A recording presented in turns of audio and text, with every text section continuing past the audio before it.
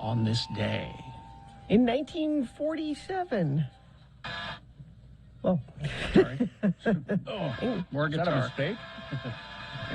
It goes right into the next track. you just let it go.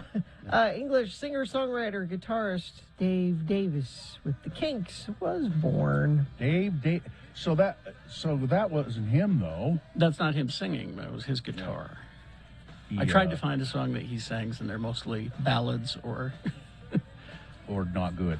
or not great. Yeah, that's a better way to say it. Ray will write, a dozen songs for an album and go, here, Dave, you can do this one. Here. Shut up. I'm tired. I'm taking a break. Carrie, you know more about the Kinks than anybody I know. Well, and I don't know much, but Well, but you have a depth of knowledge about them, and I was wondering as that song was playing, do you remember the moment that you first became interested in the Kinks and went, oh man, I really like this band. I'm going to start getting into them deeply. yes, What happened? I do. It was here. Let me.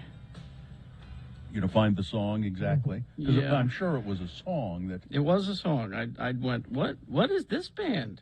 This is new and different. This is I like this band. I can remember when I first really started liking the Kinks. I remember what song that spurred that as well. But I didn't become the Yes. depth of knowledge. This that is you my have. favorite Kinks song. Yeah. Oh, this is. Met a girl called Lola and I took her back to my place. Feeling guilty, feeling scared. Hidden cameras everywhere. Stop. Hold on. This is from the album Give the People What They Want, which I spray painted on my wall in my bedroom. Did you really? I did, because that's the album cover. See the How album far? cover there. How far? Oh, yeah. How far into the Kinks' career is this record? About 3/4. I mean, they've been around for a while. Quite a Oh while. yeah, they were in the '60s, and that's when I discovered them, and I went, wait, this band has been around how long? Yeah. And you had to go back and And I catch had up. to go back, and then I heard Lola, the song Lola, and I went, that's them? So I hate to admit it, but I know them from the '60s.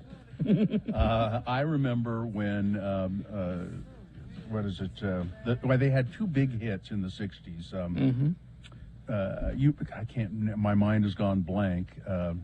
You know what they are, Carrie? Their first two hits. I'm getting them. Hang on. and these two songs I liked, but they didn't grab me. Yeah, You Really Got Me. How does that not grab you? I mean, How do you I hear like this it and a not lot. have it grab you? It does grab me. I like it a lot, but it's not the song that really got me interested in the Kinks. Yeah, you really got me now. Then the other hit they had was, All the Day and All the Night. which is just a very kind of a different take on that first song. Yeah. With you in the daytime. So which I really Ray like has both admitted. of those songs, but the song that got me to really want to like the Kinks, and it was from the '60s as well. I think it was a B-side, Waterloo Sunset. That Waterloo song, Sunset was, I don't think it was a B-side. I think that was was it released as a hit? it was released as a hit, and There it is. You knew what I was going to say because I've mentioned it before. it's a song that a lot of people go back to. I love it. And Ray thinks it's his best song that he's ever done. Oh, really? Yeah.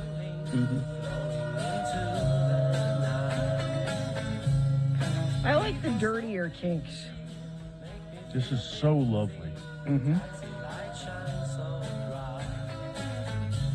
You can't use this part in the podcast, obviously. Can you turn it up a little? Yeah. Coming into the chorus here. As long as I gaze on Waterloo sunset, I am in paradise. That's the one that grabbed me the most. I don't know. This is Oh, this is great too. this is another one of my favorites. What's great about the Kinks is Ray always had kind of a sense of humor about the songs. Taxman's taken all my dough and left me in my stately home, blazing on a sunny afternoon. And I can't sail my yacht. He's taken every My girlfriends ran off with my dough. Let's see, how does it go? It's, gone back to her ma and pa, telling tales of drunkenness and cruelty. Yeah. But I just sitting here sipping on my ice cool beer, lazing on a sunny afternoon. On a you know. Sunday afternoon. And of course, Well-Respected Man. Well-Respected Man is It's a yeah, great one. That's about a great Kinks song. it's about a dandy. Yeah. If he had a sense of humor, how did he feel about Yoda? Well, you know, Weird Al always asks the people who he parodies, "Can I do a parody?" May So I? he must have been okay with it. You know? He doesn't. Yeah, I was reading about Weird Al. That's interesting that he has a very strict code, and he says, I don't want to offend the artist because I parody these songs because I love them. I think they're brilliant. And so he always asks. I forget, he said, I read what I was reading, he talked about who had turned him down, and I can't remember. There have been a few people who said no. I had my Facebook time hop today. Was us interviewing Weird Al. On this What day? year that? On this day, let me see what year it was. It was, hold please, 11 years ago. In 2011, we interviewed Weird Al on this day. Bad Brad Wheeler says Power Man by the Kinks. I don't know that one. Oh, that's let me see if I. I don't know. He's Brad, of course, Bad Brad Wheeler is the fourth official Lord of Morning Radio. This is true. Good morning, Brad. So he gets to... There we go. It's He on. gets to fart around with us. That's It's on the album Power Man versus Lola, and the Money Go. Let's see, how does that album? What's the name of that album? Lola versus Power Man and the Money Go Round is the album. This is Power Man? I've never heard this album.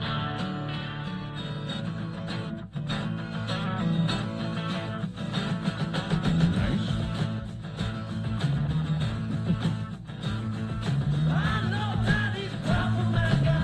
Oh, there's Dave. That's Dave's vocal. Oh, yeah. see, Brad knew the one to go to.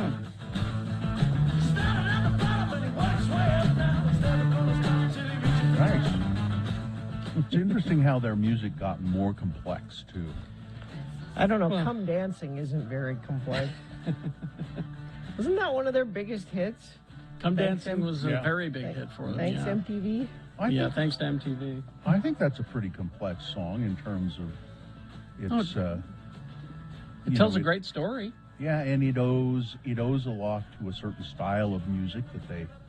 It's a happy song. It's a very happy It tells the story of him growing up with his sister, and how she used to always go to the dance halls, Yeah. the big bands, and how she would come home late. Yeah, and it really is it's kind of like a throwback, nostalgic song, and it's really nice.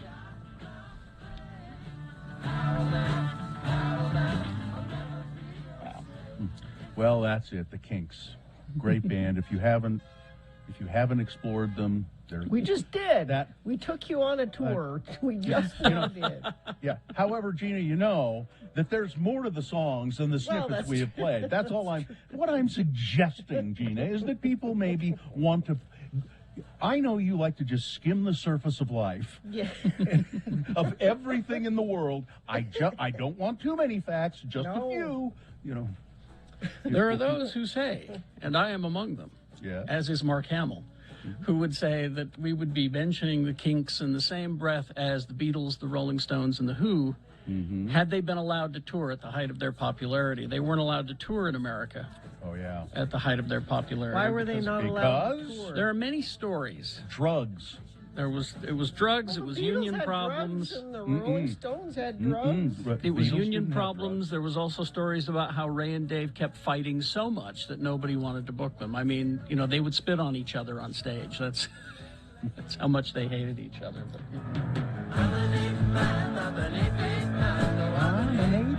The Beatles did not have drugs. They were clean, nice boys when they came to the United States. And the Rolling Stones, I don't believe, came. Well, there had never been any arrests for drugs when the Rolling Stones first came to the United States. Now things kind of relaxed after those first, See, that's forays. yeah. See, that's why I tend to believe it was a union problem, some sort of union situation. But Seems to me Uh-oh. that drugs is a better is a It's more a more logical. rock and roll reason. For It's kind of more logical, isn't it? okay, I just got sent this here from the President of the United States. I see this. Last night, at my direction, U.S. military forces successfully undertook a counterterrorism operation. Thanks to the bravery of our armed forces, we've removed from the battlefield Abu Ibrahim al-Hashimi al-Qurayshi, the leader of ISIS. This is Joe Biden's attempt to get his numbers up. I'm serious about that. That's the only reason he took out the leader of ISIS? I don't think it's the only reason, but I think it's a big part of the reason So he took out the leader of ISIS, wanted- and then he decided to keep it quiet. that he wanted to do it now. I think that's a big part of the reason. I disagree with you. But anyway, let's get going. Well, I'm cynical. I'm sorry, Carrie. I'm a cynic. You? Yes, cynic? me, me. Yes, let's begin the show officially. We'll take care of some business, and then we'll come back with your check-ins. 877-602-9696 is the number you use to do that. Check-ins for the Radio from Hell show. We love to hear from you in the morning, so let us know how you're doing, what you're doing. Give us a call, 877-602-9696. That's it. It's the X90.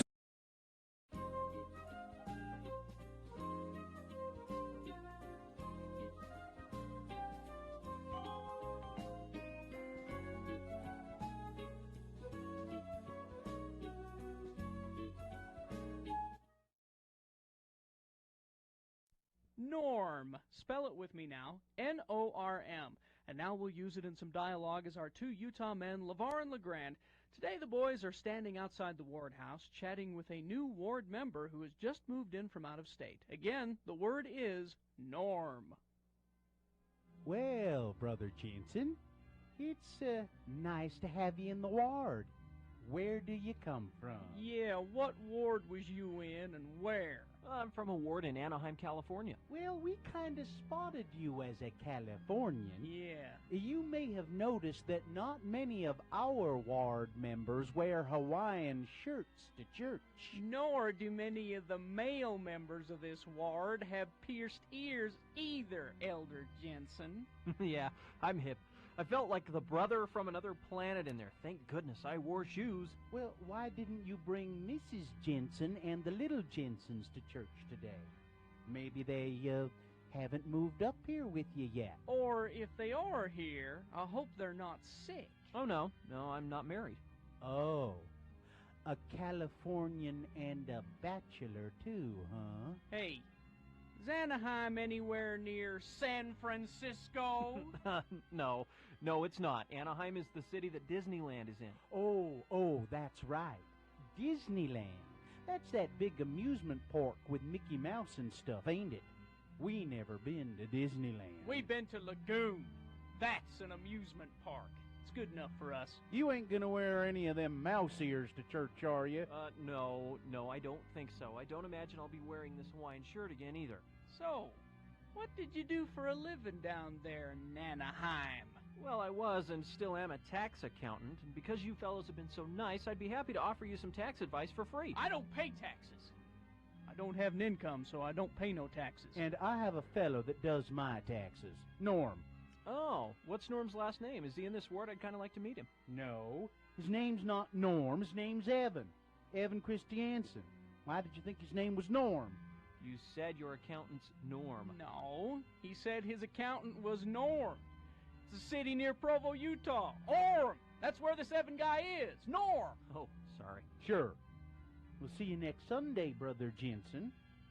You should save that shirt you're wearing, too. I'm sure we'll have some kind of luau night in the cultural hall this spring sometime. Yeah, we all get a little crazy that night.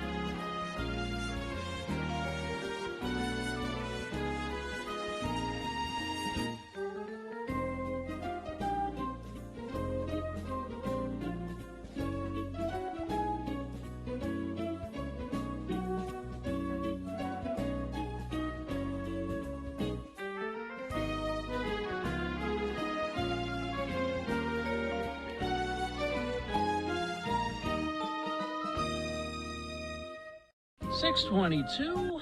Let's get this over with. Are we ready?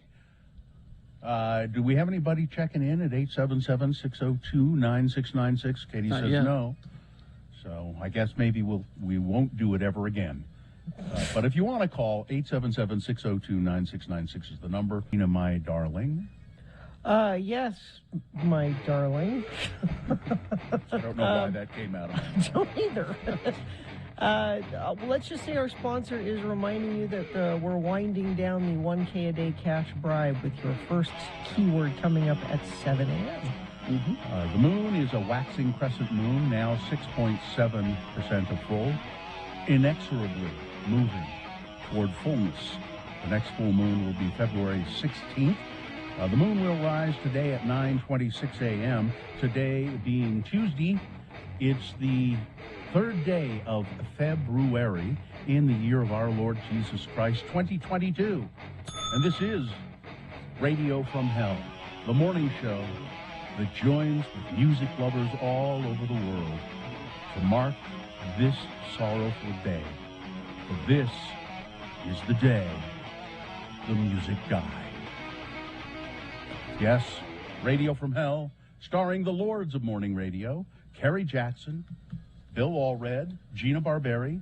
Katie, for short, is our producer in the studio in downtown Salt Lake while we broadcast from the relative safety of our home studios. And Miriam and Cameron Diaz are helping out with the broadcast as well. And, yeah. Do you want to explain to people who don't know why this is the day the The music day the died? music died. Now this is what it says here, this is the way this is written kind of makes me angry.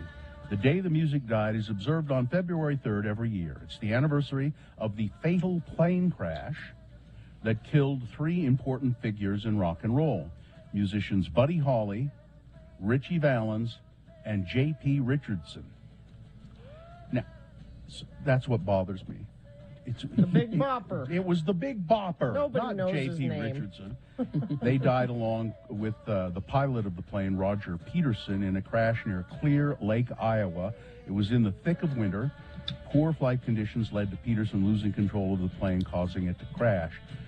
Now, an interesting fact about all of that is that the only reason that the Big Bopper was on the plane is that, Waylon Jennings was supposed to be on that flight.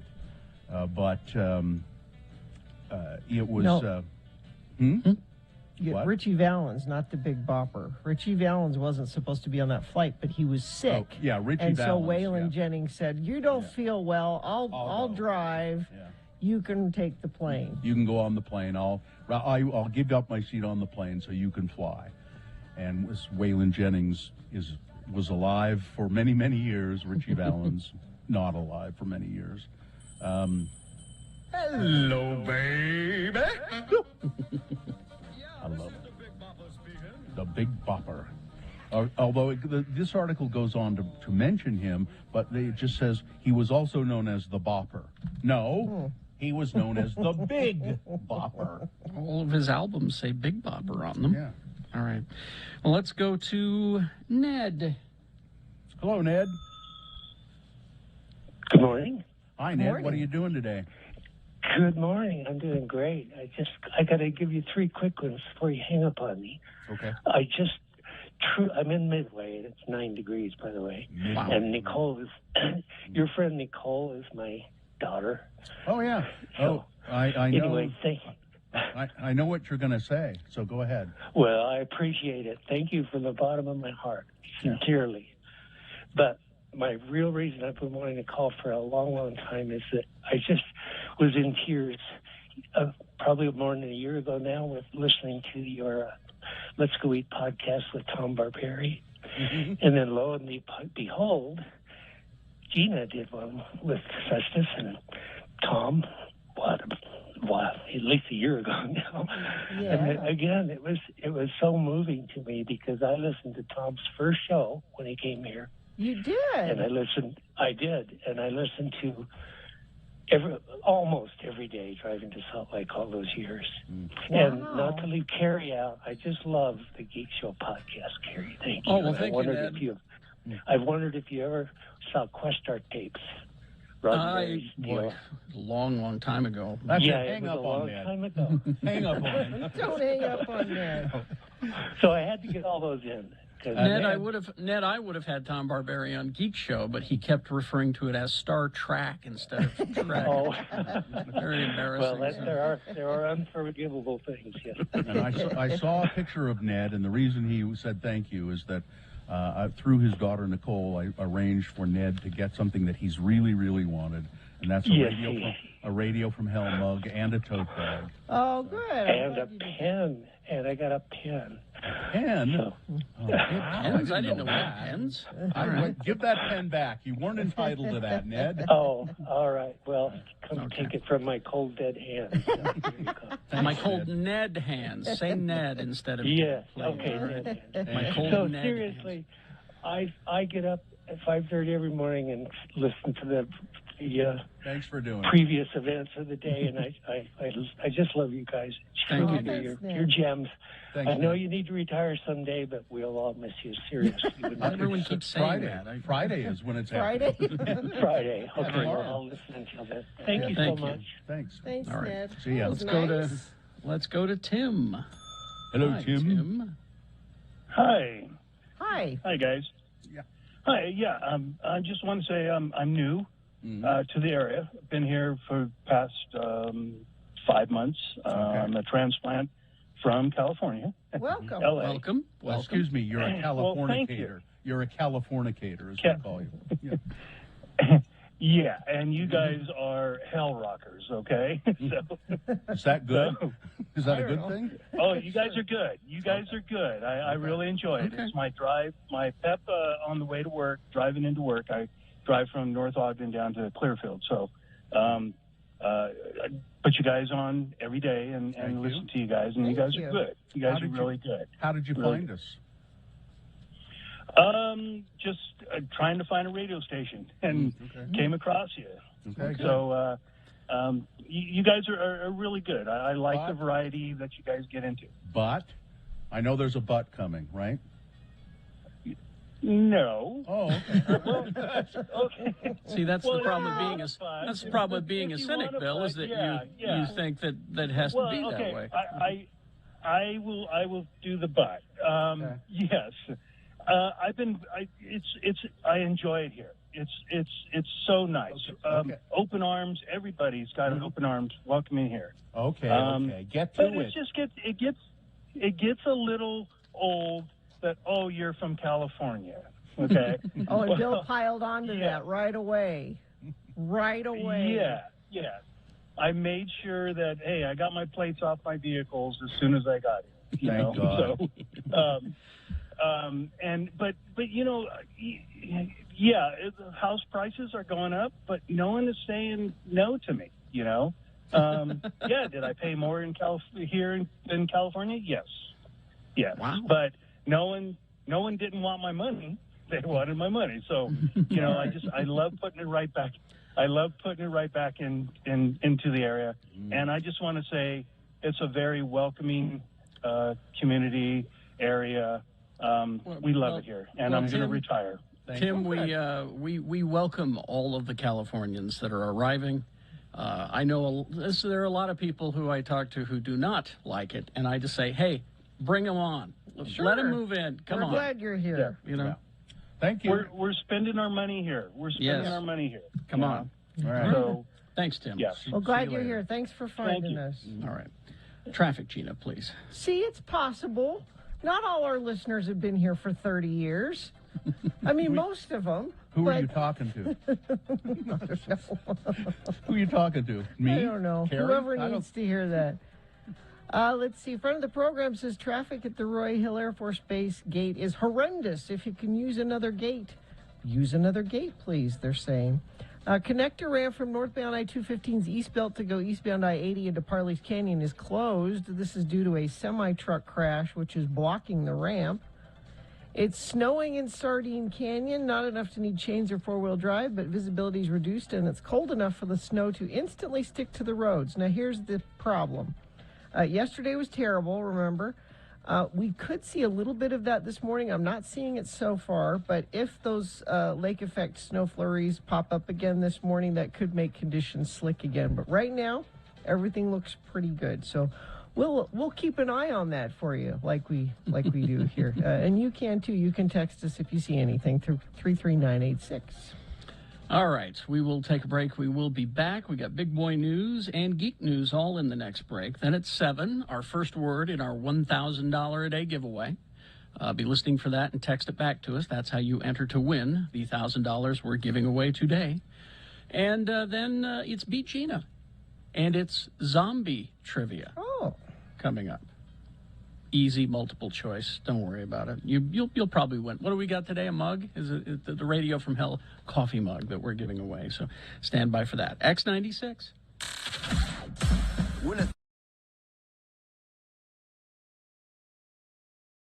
Deli. Deli. Spell it with me now. D-E-L-I. And now we'll use it in some dialogue with LeVar and his friend Elder LeGrand R. Dunn Jr. It's Sunday, and LeVar has come over to his friend LeGrand's home to see why Elder Dunn is not in church. Again, the word is deli. Let's listen. Come in. Oh, there you are, LeGrand. Home all alone in front of the TV on Sunday. I know, I can see the church parking lot from my trailer home, and when I saw your minivan pull up for the meeting, and your wife Midge and all the little Dunn kids pile out without their daddy, I figured something was up. Something is up, isn't it, LeGrand? It ain't like you to miss church. How come you ain't there? Oh, I ain't feeling well, LeVar. I spent the night working up my guts. I had stuff running out of both ends, LeVar. Ooh. I ain't been up to snuff for the past few months, as a matter of fact. I don't know what is in me, but it ain't fun. So that's why you ain't in church, huh? Of course, the fact that your favorite team, the Tampa Bay Buccaneers, is playing them red-hot Arizona Cardinals today don't have nothing to do with it, does it? No, it don't. I really am sick. I'm just starting to feel a little bit better right now. My stomach is almost settled. Oh, looky there. Buddy Ryan is yelling at one of his players. Oh, yuck. Here. Aim for the bucket. Oh, you are a mess, LeGrand. A real mess. I need for you to do me a favor, LeVar. What? I need you to go to the Circle K and get me some 7-Up. And if you would you just make me up some nice warm milk toast? I need to eat, but it has to be something mild, like milk toast. Who do you think I am, your wife? Hey, why ain't she here? She had the lesson in Relief Society today. Oh, I'm sick. Look, you got to start taking your vitamins, LeGrand. You need to take your vitamin C. You need to take your sulfur pills. You need your cat fur oil. You need your seaweed and plenty of that crab shell calcium and ragweed. You need to take all that stuff on a daily basis. Every day? Every day. I need to take that stuff daily? Yep, a good handful of vitamins on a daily basis. I know you don't hardly ever get sick, LeVar. You take all them things daily? Well, that stuff don't work on me like it works on most people. I just try to drink a pint of cheap rum every day. Yep, pint of rot gut hooch deli does the trick for me.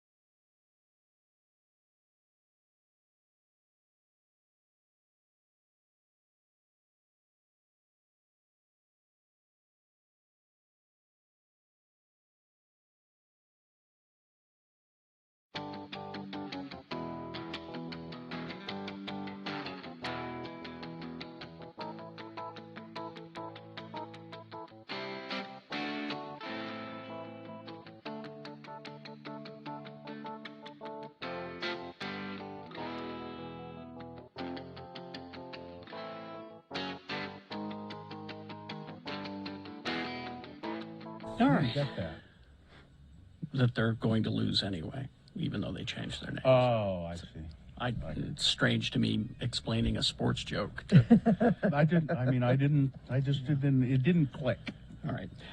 Let's get to, we got Geek News coming up. We got Beat Gina on the way, but right now it's, what do we have? Well, I have We a got some sponsor stories? for whatever it I'll is. sponsor whatever it is. Go ahead. Start the new year by becoming a nurse. Nightingale College is a pioneer in online nursing, blending online classes with on-ground supervised field experience, virtual college, actual nursing. Learn more at nightingale.edu. Well, so here's what's going on. You remember a fine actor, and it was just very sad that he died, Michael K. Williams. He died of a drug overdose.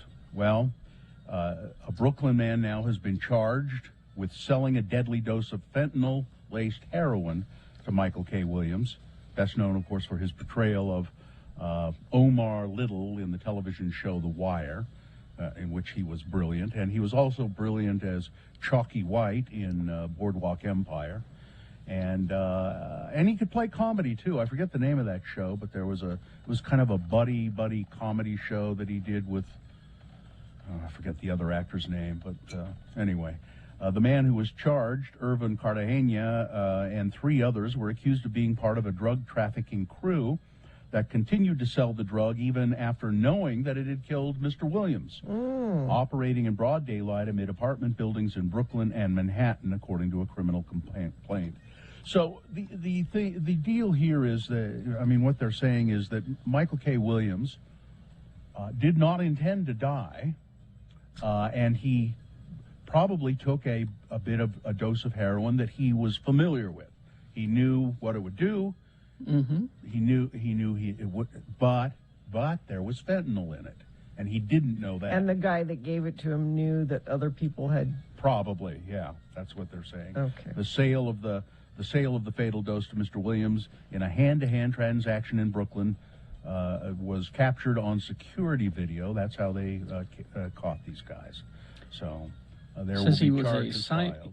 He was a science professor on Community. Is that the comedy bit that you're thinking of? No, it was Bill Frost recommended it, and it was this show. I'll think of it. I'll find it in a minute. I'll look while you're doing it. Yeah, I know. Anyway, and I saw a preview for this show coming up, and I'm really looking forward to this. It starts today, I believe, on Netflix. It's Will Arnett's Murderville. Now, this show is, the story here says, a sneak peek of Murderville is proof that NFL star Marshawn Lynch has a future in comedy. Well, yeah, he's And always I been watched the funny. trailer, and he's funny. And what the premise of the show is that Will Arnett is a detective, and then he enlists these celebrities to help him solve a crime. The celebrities that are involved don't have a script. They just have to ad-lib their way through what Will Arnett knows what's coming and he guides it, but the celebrities have to ad-lib. And there's Conan O'Brien, Marshawn Lynch, Annie, what's her name from Schitt's Creek, and a lot of Sharon Stone is another. So it looks really like it could be really funny. And then the comedy thing, were you thinking it's called Hap and Leonard? Yeah. Yep. Who was the other guy? Who was the guy starring with him? Does it say? James Purefoy. No. It's Yeah. set in Anyway. the 80s, a darkly comic swamp noir of 2 best friends. Yeah. Pair Yeah. of murdered psycho killers, lost loot. Yeah, and it wasn't great, but he was funny in it. And Batman and Robin's Alicia Silverstone says she will not say no to playing Batgirl again. Alicia, no one is asking. No one is asking you to do it. No one will ask you to do it. She's putting it out there because, Yeah. well, Michael Keaton came back. Let me just say this. Alicia, maybe sit tight, okay? Sit tight. Sit by the phone. Maybe somebody will call. Where's Kim Basinger? Are they having her back for anything? 2 years into the pandemic, no, they're not. Vicky Vale? No. No. 2 years into the George Clooney? No. So nobody. 2 years into the pandemic, the coronavirus is killing Americans at far higher rates than people in other wealthy countries, which is a sobering distinction to bear as we chart a course through the next stages of the pandemic. The cumulative U.S. COVID-19 deaths per capita are the highest among other large income countries. The ballooning death toll has defied the hopes of many Americans that the less severe Omicron variant would spare the United States the pain of past waves. Deaths have now surpassed the worst days of the autumn surge of the Delta variant. They're more than 2/3 as high as the record tolls of last winter when vaccines were largely unavailable. So why is everybody acting like it's over? I don't get it. They're We're done tired with it. of this pandemic. They don't want to do it anymore. Now, the Utah rate that was reported yesterday, it's gone down a bit. That's nice. The Department of Health on Wednesday reported 3,609 new cases of COVID-19 and 13 deaths. School-aged children accounted for 464 of the newly announced cases. So kids who are school-aged, 464 of them, which is probably why Governor Cox has signed a controversial bill that pauses the test to stay in Utah schools. We don't, let's just hold off on that. Let's hold off on that. The governor signed the bill which paused the program used to keep kids in person learning. It happened as testing capacity was maxed out maxed out statewide in the surge of the Omicron variant. Now, if a school wants to move to remote learning, they have to get permission from the governor, the legislature, and the state school superintendent. Which means it'll never happen. Salt Lake City's school district, they're going to start closing schools. They've lost so many students that on paper, they say they need to shed the equivalent of 76 and a half full-time teachers next year. I don't know who that half teacher is, but you ought to get medical help immediately. It's the art teacher. That's all. I thought it was the gym coach, but you're probably right. No. He does triple duty. School He'll board do members history, driving lessons, and coaching. and So, health. Yeah.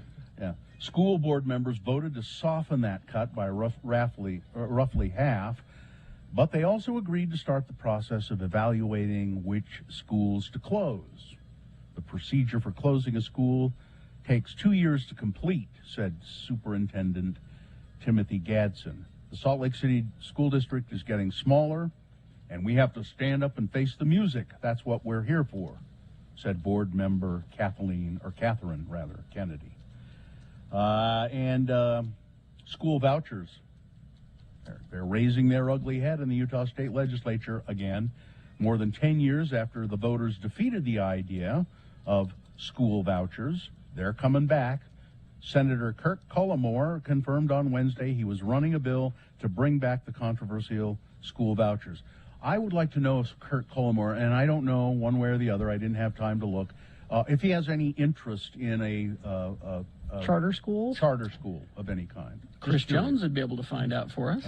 I think the climate has changed some on these education options over the past couple of years. He said, we've seen parents who have not typically looked outside public education options that have found other avenues and explore their options, and there's been a public push and a public will to say, hey, there's other options out there.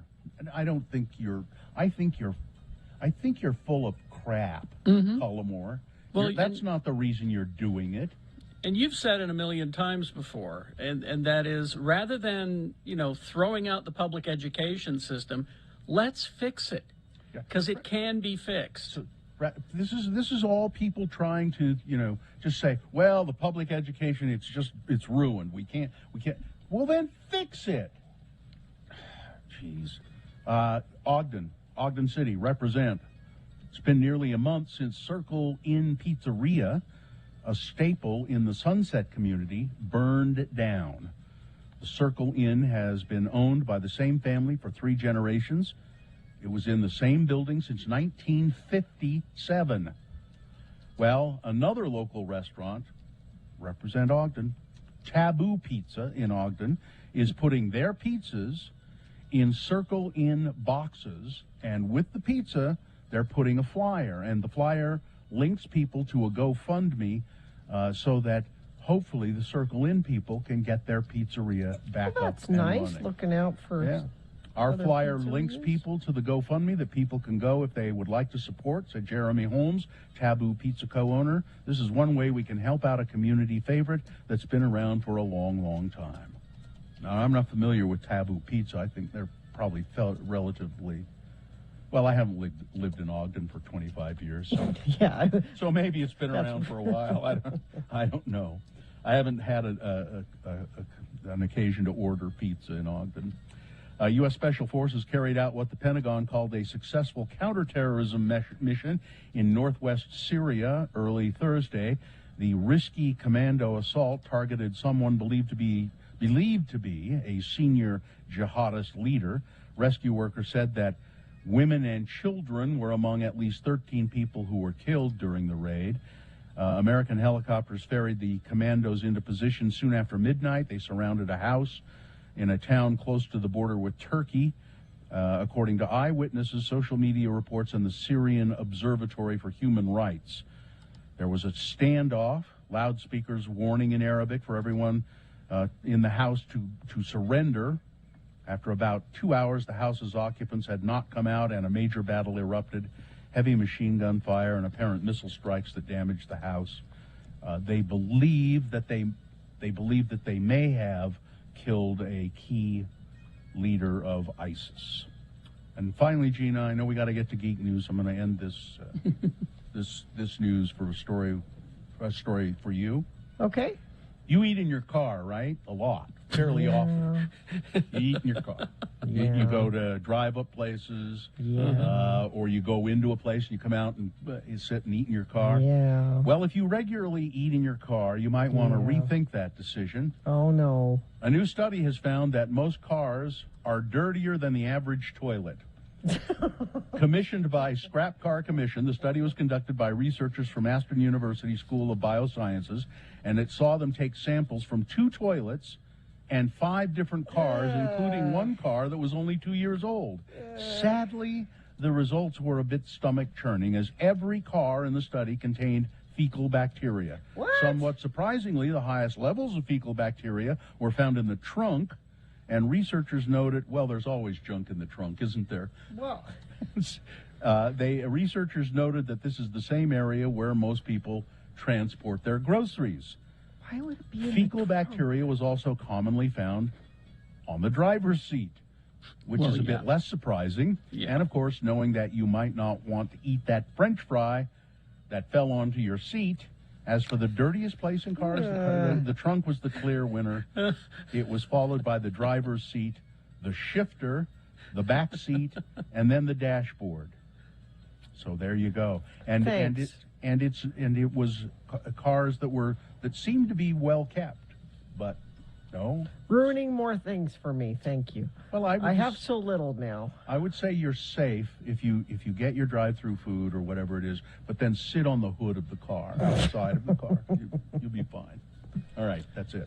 Sports weather traffic. Well, the Jazz can win a game. They did it last night. They beat the Nuggets. What? 108-104. See? Everything's fine. Everything's not fine. Everything's fine. Gina. Everything will be fine tomorrow when they play the Nets. That game is at 7 o'clock. Weather, it is 17 degrees down in Salt Lake, but we got tons of texts from people saying it's -3 up in Park City, and it's very, very, very cold this morning. Ned said it was 9 degrees in Midway, so. Yeah, and that very, very cold could translate into trouble on the roads this morning. It hasn't so far. The only issue I have to tell you about is a connector ramp from northbound I-215's East Belt to go eastbound I-80 in Parley's Canyon is closed. It's due to a semi-truck crash blocking the ramp there. But so far, the roads don't look like they're too bad, at least not as bad as they were yesterday morning. So as long as those flurries stay away, we should be okay.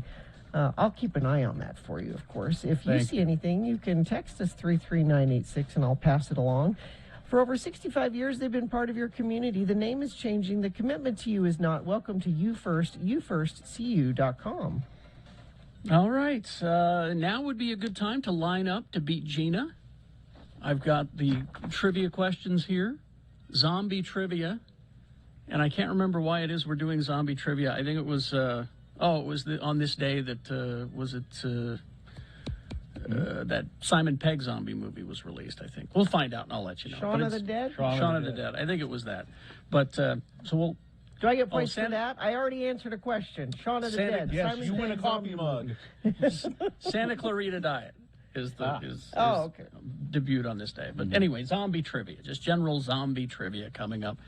So line up now, 877-602-9696, and play Beat Gina coming up after 7. At 7 o'clock, of course, is your first word of the day in the $1,000 a day giveaway. Your first chance to enter to win. We'll explain that coming up.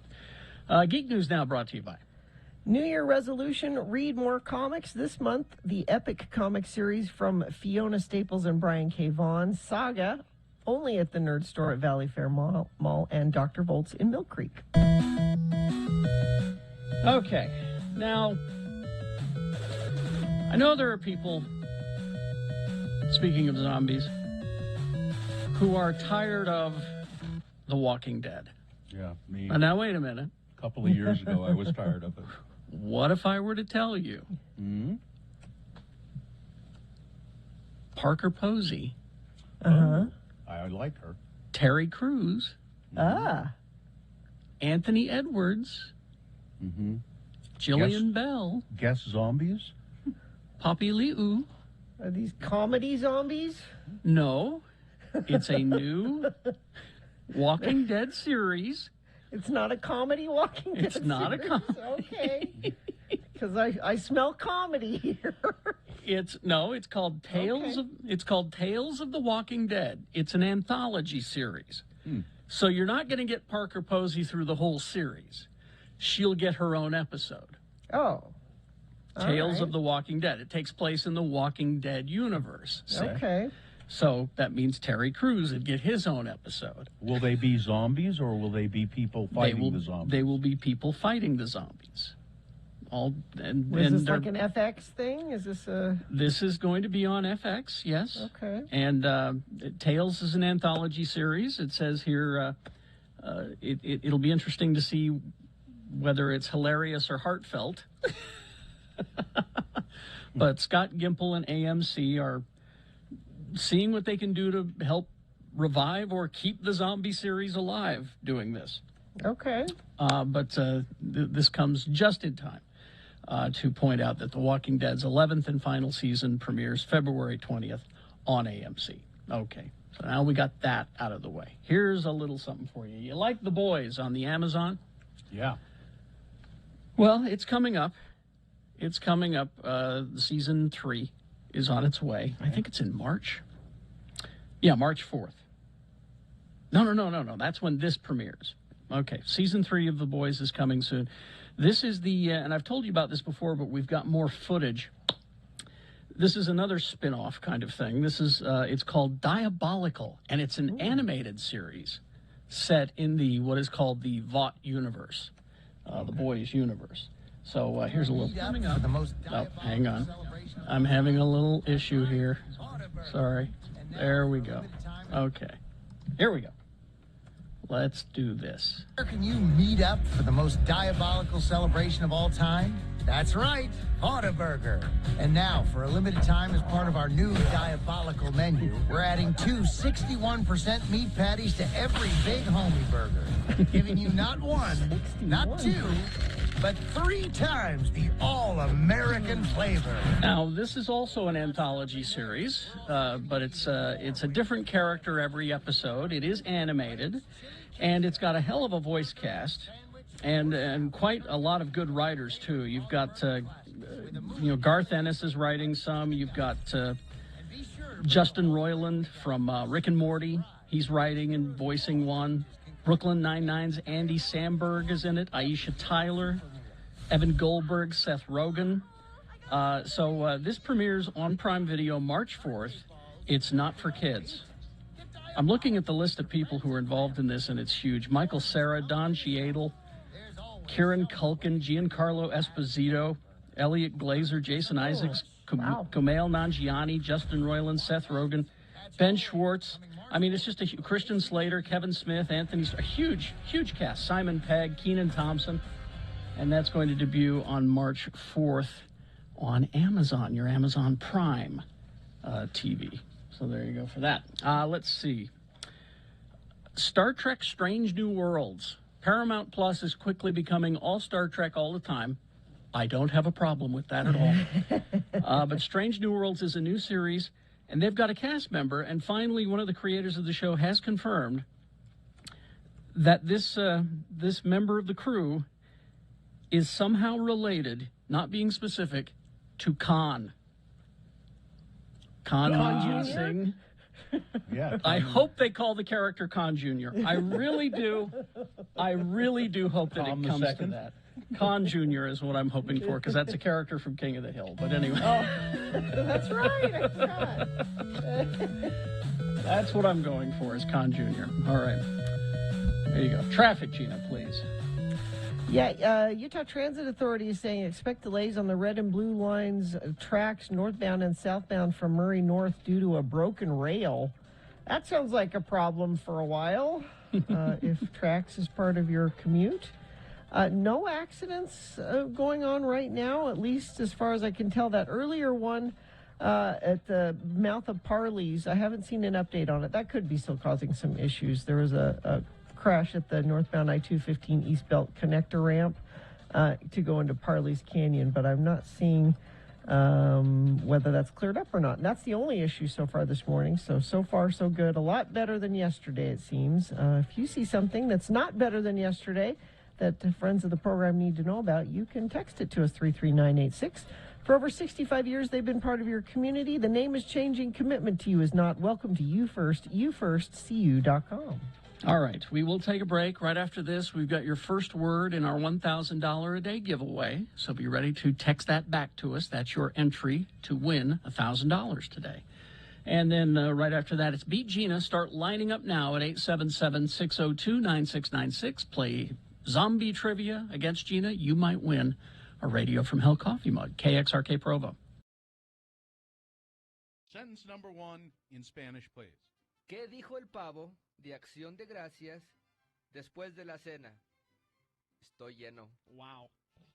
¿Qué dijo el pavo de Acción de Gracias después de la cena? Estoy lleno. Yes, no. Estoy lleno. Ajá. Estoy lleno. Estoy lleno. Estoy lleno. ¿Qué dijo el pavo de Acción de Gracias después? Después. Gracias después de la cena estoy lleno. Wow. Estoy lleno. Wow. All right. Okay, that's good, Gina. All right. And in English, Mario? You know, I was talking to someone, and then they said, how come Gina always said just the last words? She never said the whole sentence. Estoy lleno. How do you say because she's very lazy? Porque es muy floja. Muy floja. Muy floja. Go ahead in English, Mario. Okay. What did the Thanksgiving turkey say after dinner? I don't know what. I'm stuffed. Estoy lleno. Stop. Estoy lleno. All right, and sentence number 2 in Spanish, please. Algo de porra para Brigham Young. Otros para la Universidad de Utah. Yo le voy a las porristas. Algo de porra para Brigham Young. Otros para la Universidad de Utah. Utah, yo le voy a las porristas. Sí. Algo de porra para Brigham Young, otros para la Universidad de Utah. Yo le voy a las porristas. ¡A las porristas! And that is in English, Mario?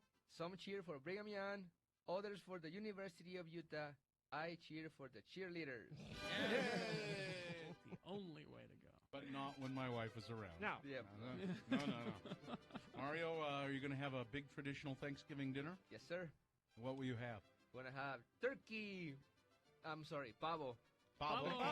De Acción de Gracias. What else will you have? You know, usually we met at El Farol. Oh, do you? We met at El Farol, so we all bring a dish. Yeah. So and have pavo is going to be there for reals. So you'll have the turkey at the restaurant, and then some other dishes, Yeah. salads, and all What will your wife bring? Or do you cook? I don't cook. Yeah, your wife will cook? My wife will cook. And she will bring... Let me call her. No, it's all right. Thanks, Mario. I don't know what she'll bring. I'm sure she appreciates the fact that you know what Yeah. she's bringing.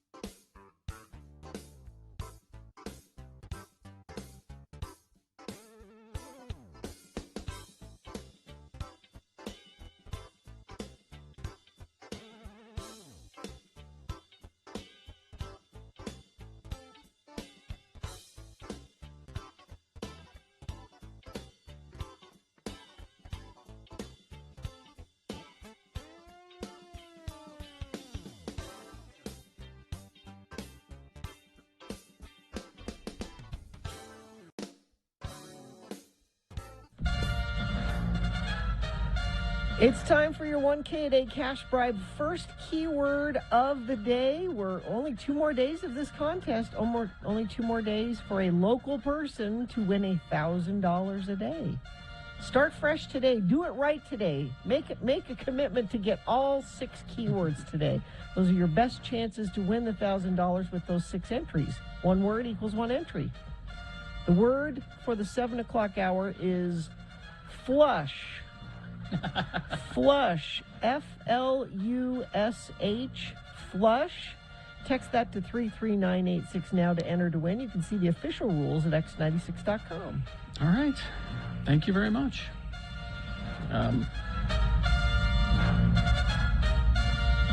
Flush. Flush. F-L-U-S-H. Is this longer than it usually is? I feel like it's What's longer happening? than it usually Is it? Are we caught? Oh, there we go. There we go. Okay. Yeah. Okay. So just be sure to be listening at for 9 o'clock when we. Yeah. Okay. Hey. The next word is at 9. All right. Sorry. Okay. Let's all play along in the game that really isn't a game, but a thinly veiled excuse to give away small but highly coveted prizes. To win, all you have to do is match wits with La Barberi, a woman who likes to dance on the bodies of those who fail to beat her at this incredibly easy trivia contest.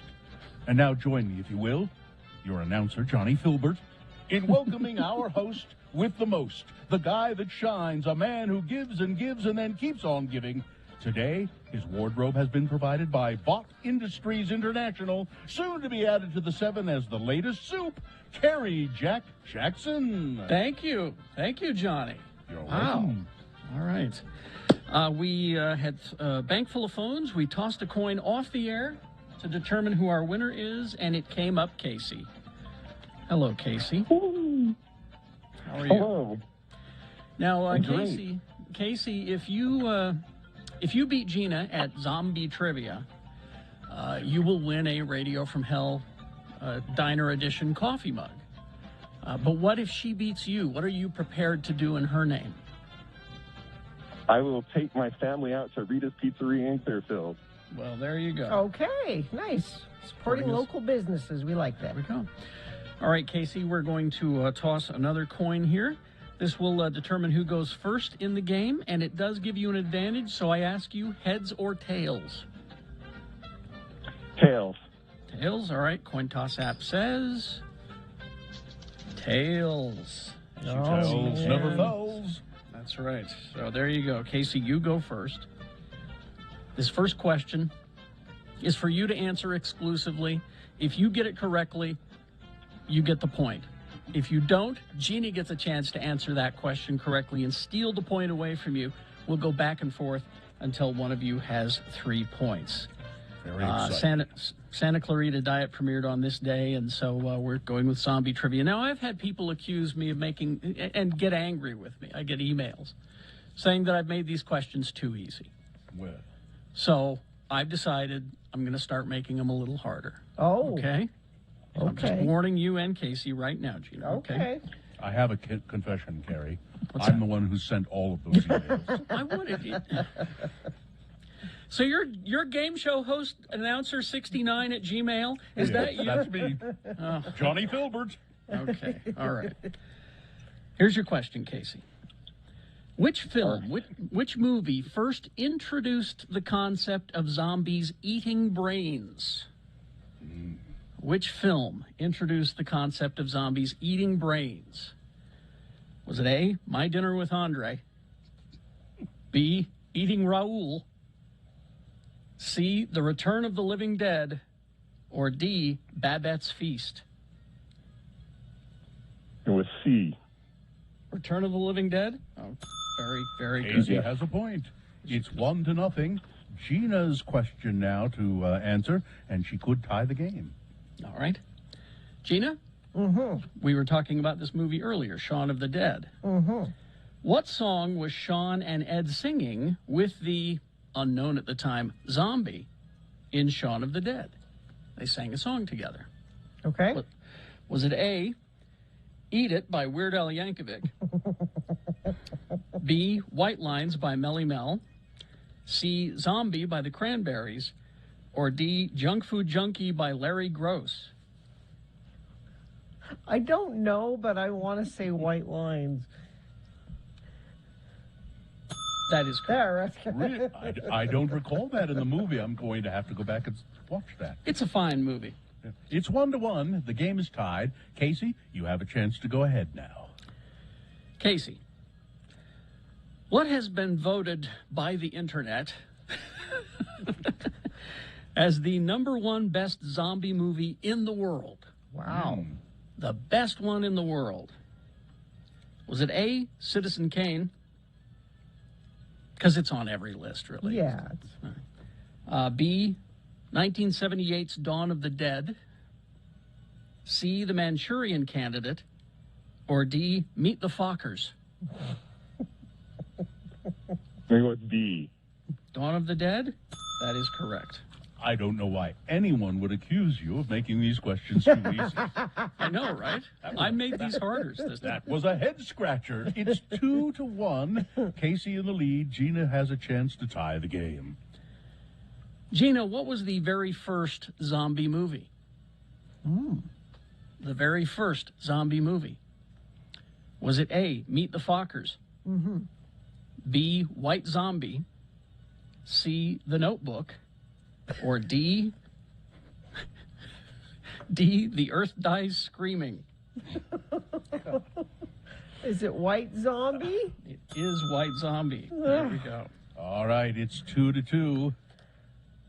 So gripping. This is where we prove that the coin toss is really important because It Casey is, isn't it? controls the It's just question. like overtime in NFL football. And he has a chance to win the game. Consider it carefully, Casey.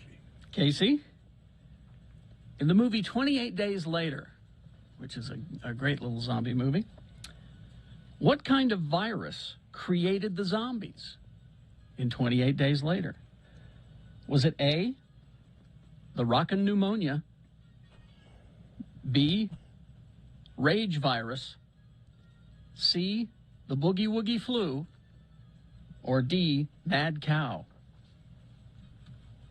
I'm going with B. Rage virus? Yes. That is correct. And Wow. Casey, congratulations. You win the game. And now, Johnny, tell him what fabulous prizes he's won. Johnny. You're Johnny. Oh, that's right. Johnny Filbert here. He's won a Radio from Hell coffee mug suitable for framing. Or murder. Either Or one. murder. Well, Well, or Casey- framing someone for murder. Casey, thank you so much Thanks, for playing. Casey. We'll put you on hold. We'll get your information and tell you how you can retrieve that coffee mug. I have to leave. Thank you for having me here every week. Thank you, Johnny. I have to leave. I've got to go down to the basement and roast some nuts. Back to the basement with you. And he's roasting them on a hot water pipe, which is weird. Roasting nuts in my basement? I know, right? They'll smell good. That'll be Weird. nice. Now, see, those were harder questions this time, weren't they? No. Sure. No, they weren't. Well, let's see how Gina does with this one. Okay. This is harder, all right? Okay. Which director is known for being father of the zombie film? Which director? Ding, ding, ding, ding, ding, ding, ding, ding. You don't want to hear No, the it's multiple choices? Sure, I would. Well, yeah, because we want to hear the funny answers. Oh, these are all serious answers. Uh-huh. Was it A, Ingmar Bergman, Yeah. B, Martin Scorsese, Uh-huh. C, Woody Allen, Oh, yeah.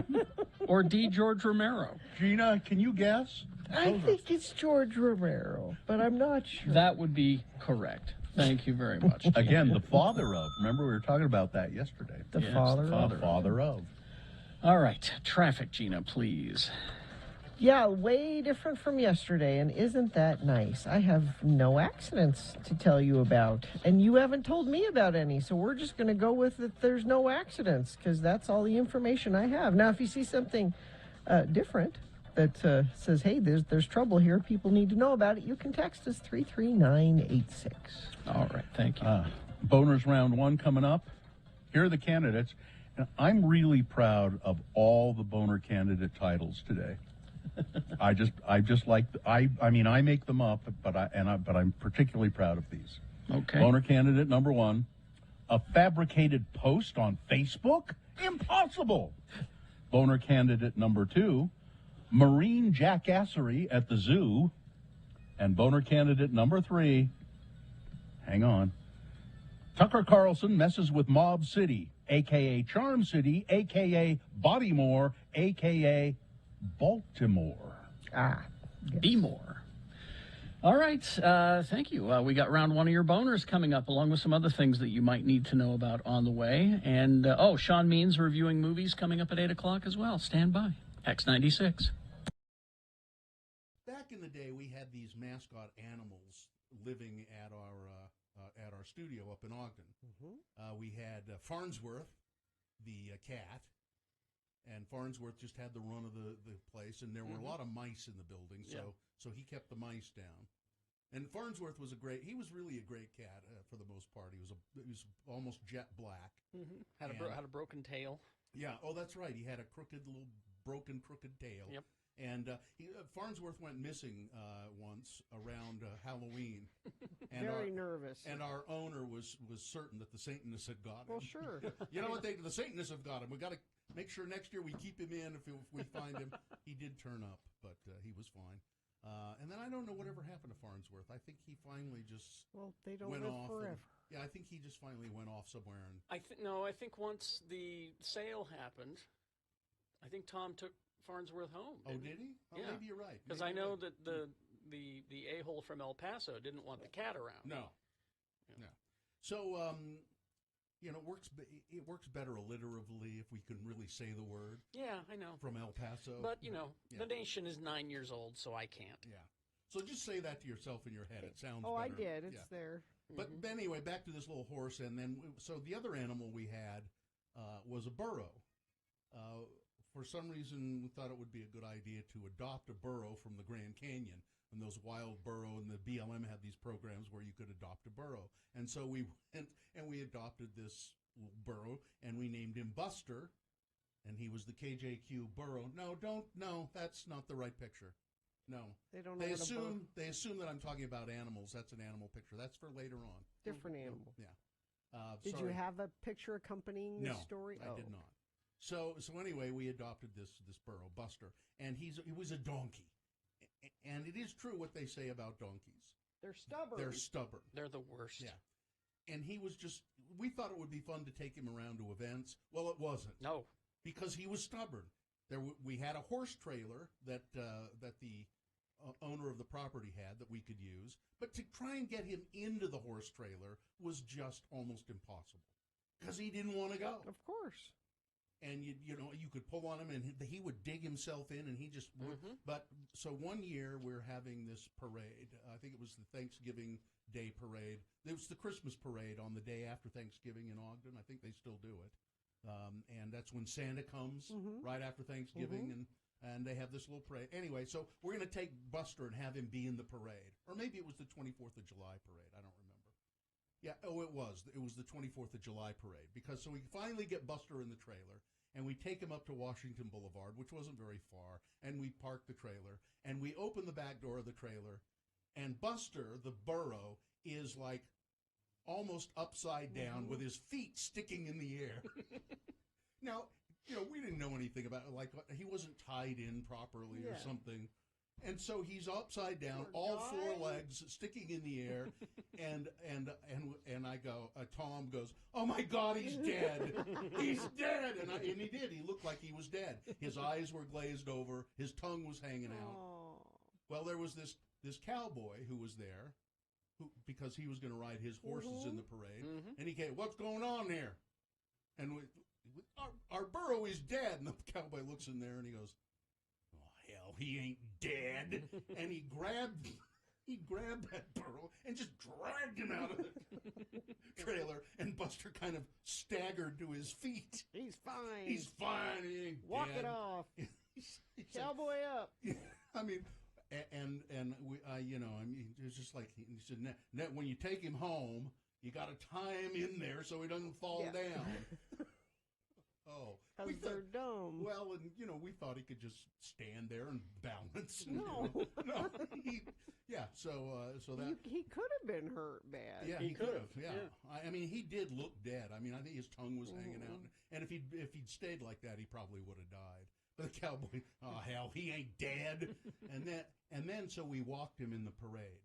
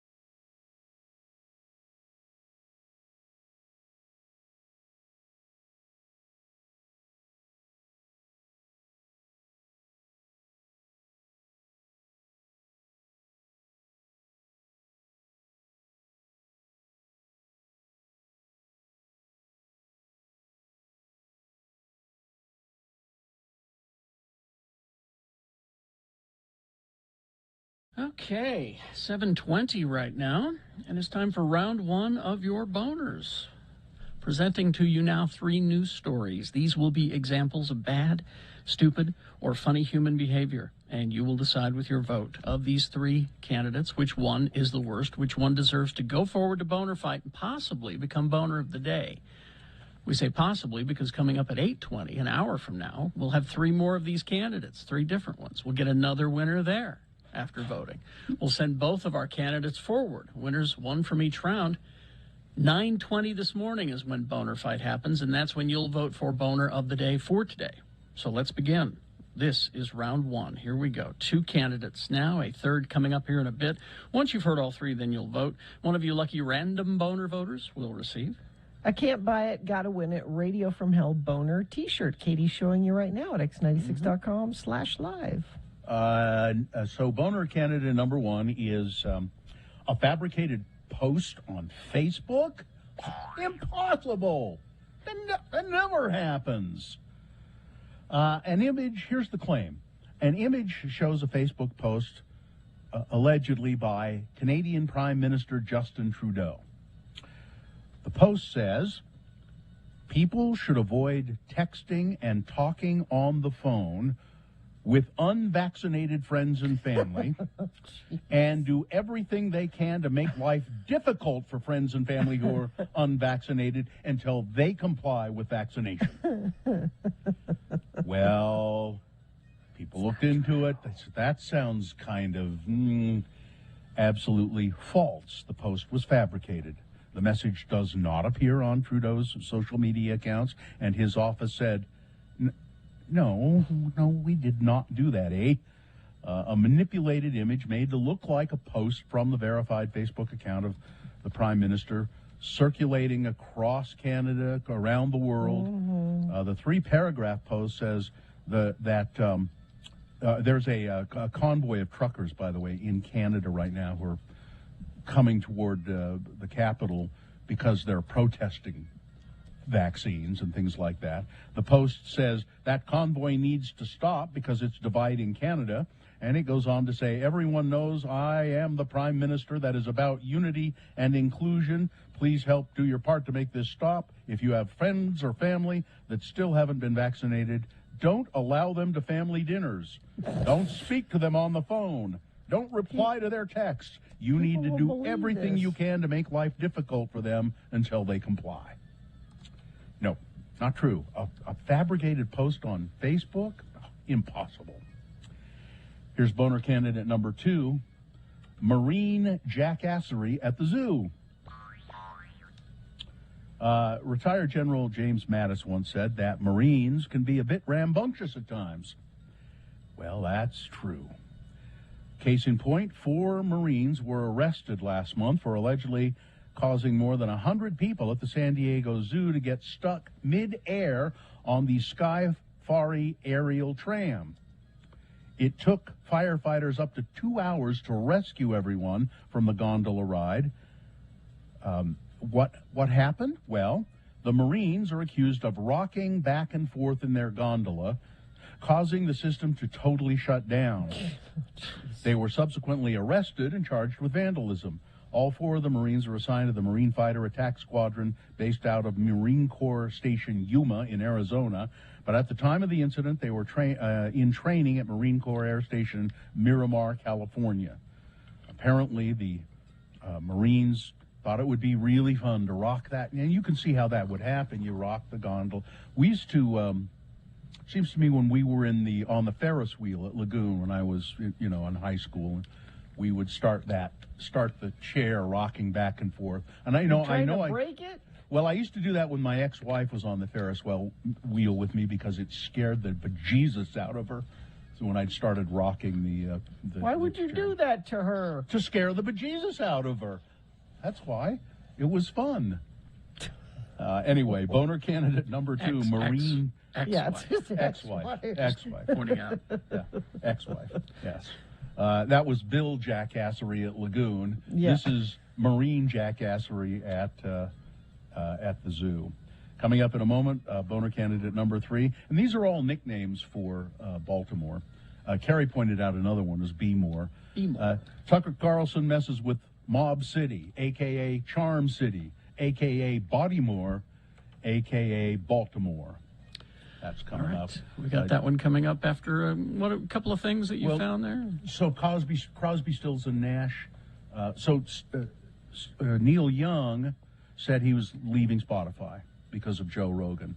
You want to sponsor this, Gina? Sure. This sounds like a story that deserves a sponsor.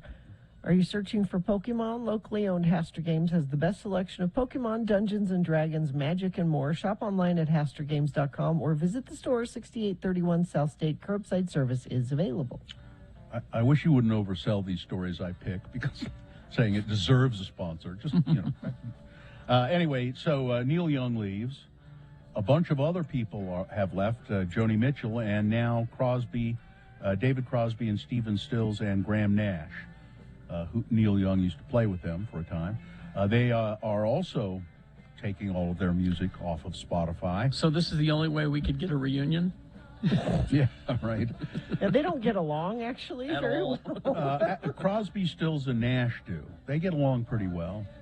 Well, that's not true. I take that back. Yeah. I saw an interview with Graham Nash. Might have been on 60 Minutes or something. And he said, no, I don't think there will be a reunion. And, and everybody else but they all hate David Crosby because David Crosby is apparently an ass. But anyway, I don't know. This may start hurting Spotify if more and more people do it. Well, I know Interesting to see. Nils Lofgren from Bruce Springsteen also pulled his. It would take Taylor Swift doing Yeah, it would something. take someone of It would that take. Well, it would get take- ready. Yeah. Get ready. She's no big fan of Spotify in the first place. Get ready. I think that they're worried about it because Joe Rogan had to go. He didn't make that apology of his own free will.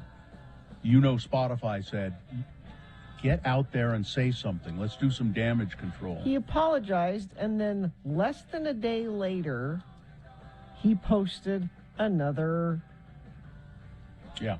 anti-vax that was ill-vetted story, which he had to take down. The same day he apologized for it, he posted another one on his Twitter, and a few hours later he had to take it down Because it wasn't Spotify what he- made him. because it wasn't what do he it. said he was. Yeah, It was. Spotify made him do it, and they keep that. They're going to crack down on him, and that may have an effect. You may not have realized it, but it's been 12 years since Jack Nicholson last appeared in a movie. In 2010, he starred in the romantic comedy How Do You Know alongside Reese Witherspoon. Does anybody remember that movie? No idea. Owen Wilson and Paul Rudd were also in it. I don't have any memory of that. He has not taken a film role since. He hasn't officially announced that he's retired, at least not publicly. But people who know him say he said, I'm not, I won't be acting. Hasn't he done enough? What more do you want from Jack Nicholson? Nobody wants any more. Gina, who's suggesting that he come back? Not me. And nobody in this story is suggesting that he come back. Yes, he has. That's what this story is saying. Anyway. People who know him say a big part of the reason is he says and Jack is 78, 79, I think. He says I can't remember all the lines anymore. I just can't memorize the lines they give me. I can't do it. So He's tired. He's 84. Let him be done. Okay. Nobody is trying to make him do anything here. You're doing a story about him not working. It's okay that he's not working. He's 84. I didn't say that it wasn't okay. The story doesn't say it's not okay. Why is it a story? The fact that the story exists means that it's not okay. No, it exists because somebody went, I haven't seen Jack Nicholson do I wonder how long it's been since he's acted. Oh, and I wonder what's up with that. And then they found out, and they passed it on to you. No, you don't have to rush to Jack Nicholson's defense, Gina. Okay. It's not necessary. Listen, I've got some good coronavirus news for you. It's about time. Dr. Cobble passed this on to me. Here are 3 items. Number 1, good news. If you were vaccinated and boosted, yes, COVID mortality was only 0.1% similar to the flu. Number 2, this is kind of bad. Well, it is very bad. If you were vaccinated but not boosted, mortality rate was 6 times higher, 0.6%.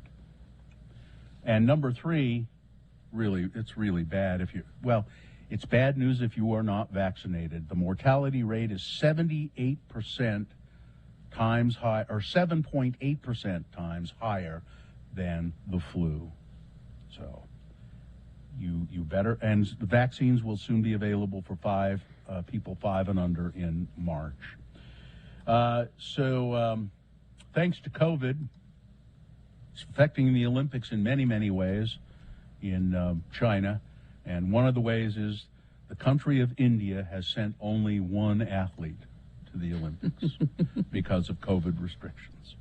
And another thing that it's affected, well, it has nothing to do with COVID. It has to do with the fact that the International Olympic Committee, for some reason, they were desperate. That's why China is hosting the Olympics, because the IOC was desperate. Because remember, there were other places that were in the bidding, and then they all dropped out, except for Kazakhstan and China. And so China is now hosting the Olympics, and that it's a poor choice for many reasons, politically, but environmentally it's a poor choice because every bit of snow that they're skiing on is man-made. It's all man-made. Yeah. It's all man-made. The Winter Olympics are a joke. Yeah. It's not the win. It's like in Russia when they had their Winter Olympics at a beachside resort. Now they didn't. There are mountains outside of Sochi, and they do get snow on them. Yes. And there was a fair amount of real snow, but they also had to make a lot of snow to pad it out. And Gina, I'm not going to stand by and let you besmirch. I forgot the name of the sport. What is curling? I will not stand by and let you besmirch curling. You don't need snow for curling, though. Deputies with the Utah County Sheriff's Office say that Utah County Attorney David Levitt had asked them, so sheriff's deputies, asked them to ignore a state law during a traffic stop in 2018 involving Mr. Levitt's handyman, Dale Bowles. The accusation, this time from law enforcement, is just the latest in a series of ethical questions involving Mr. Levitt. Last month, the Fox News investigative team spoke with more than a half a dozen past and present members of the Utah County Attorney's Office who were, quote, deeply concerned with what they described as unethical behavior by their boss, David Levitt, and what they felt they were asked to do to go easy on Mr. Bowles, his handyman. Levitt is also the subject of a civil lawsuit after he dismissed felony stalking charges against Mark Stewart Allen, a small campaign donor who also served an LDS mission with Attorney General David Levitt's brother. For years, Mr. Bowles, his handyman, has been in and out of the Utah County Jail for many of the same charges, driving drunk and driving on a suspended license. But he's a good handyman? Is that why? Yeah, well, apparently. Spencer it's hard Cannon. to find a good handyman. It is. Spencer Cannon of the Utah County Sheriff's Office said Mr. Bowles is an addict. He's got a real problem and he needs to get a hold of it. He's having a hard time doing that. Deputies found Mr. Bowles in 2018. He did nothing criminal. He was sitting in the passenger seat when a female driver was arrested on drug charges.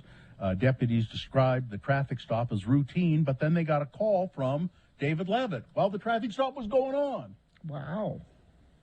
And David Levitt said, make sure you go easy on him. That's according to the deputies. Let's see. Will Mike Lee win re-election in 2022? I hope not. Well, his approval rating is slipping, according to some polls taken by the Deseret News. And Evan McMullen, who is challenging him, has raised more money than Mike Lee in campaign donations. So that's interesting. He's running as an independent. McMullen? Yeah. Okay, so finally this. Two items of great food we need to try. Carrie, you've had Jenny's ice cream, right? Love it. Now you can order it online, right? And you can buy it in Harmon's too. Oh, can you? Yeah, you can buy it at Harmon's. It says here they are introducing a new flavor. It's ice cream that tastes like maple soaked pancakes.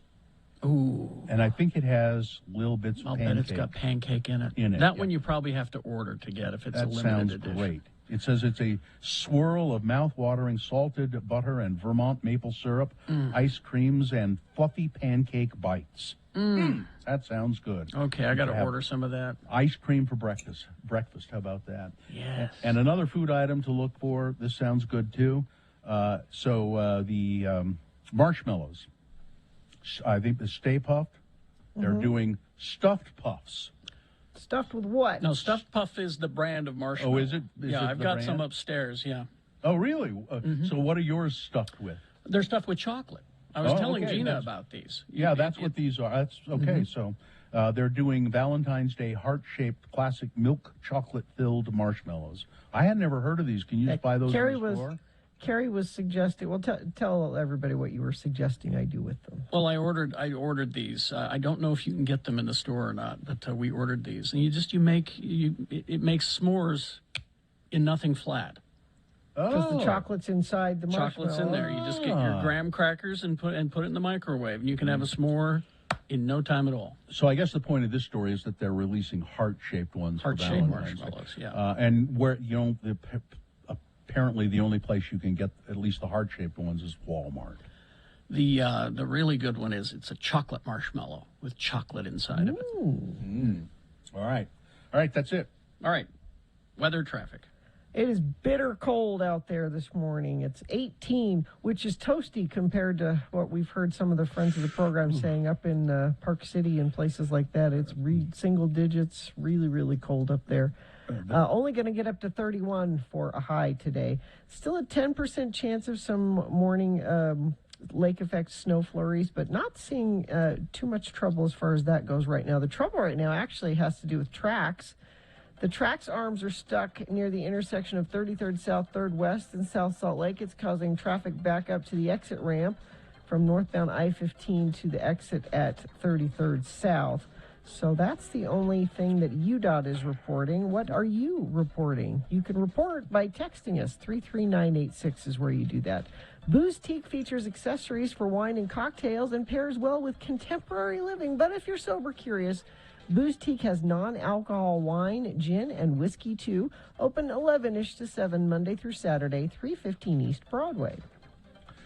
Gina, you said the traffic arms or the crossing arms down. Didn't you have a story earlier too about a broken track? UDOT hasn't updated that yet. So was that on tracks or on Front Runner? That was tracks. So there are a couple of tracks issues this morning. I'll see if I can find an update on that. Here's boner candidate number 3. Tucker Carlson messes with Mob City, a.k.a. Charm City, a.k.a. Bodymore, also known as Baltimore.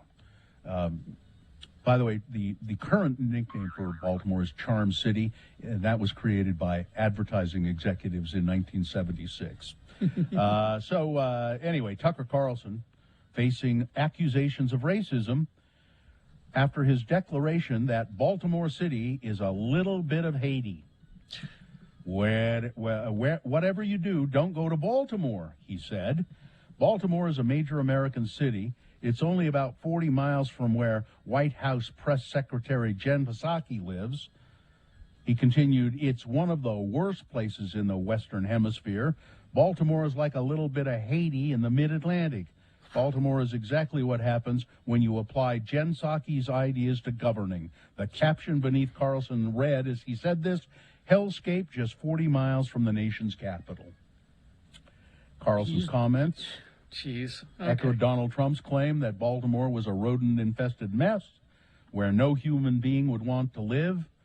Worse than the Honduras, because he was mad at what's his name who died, the congressman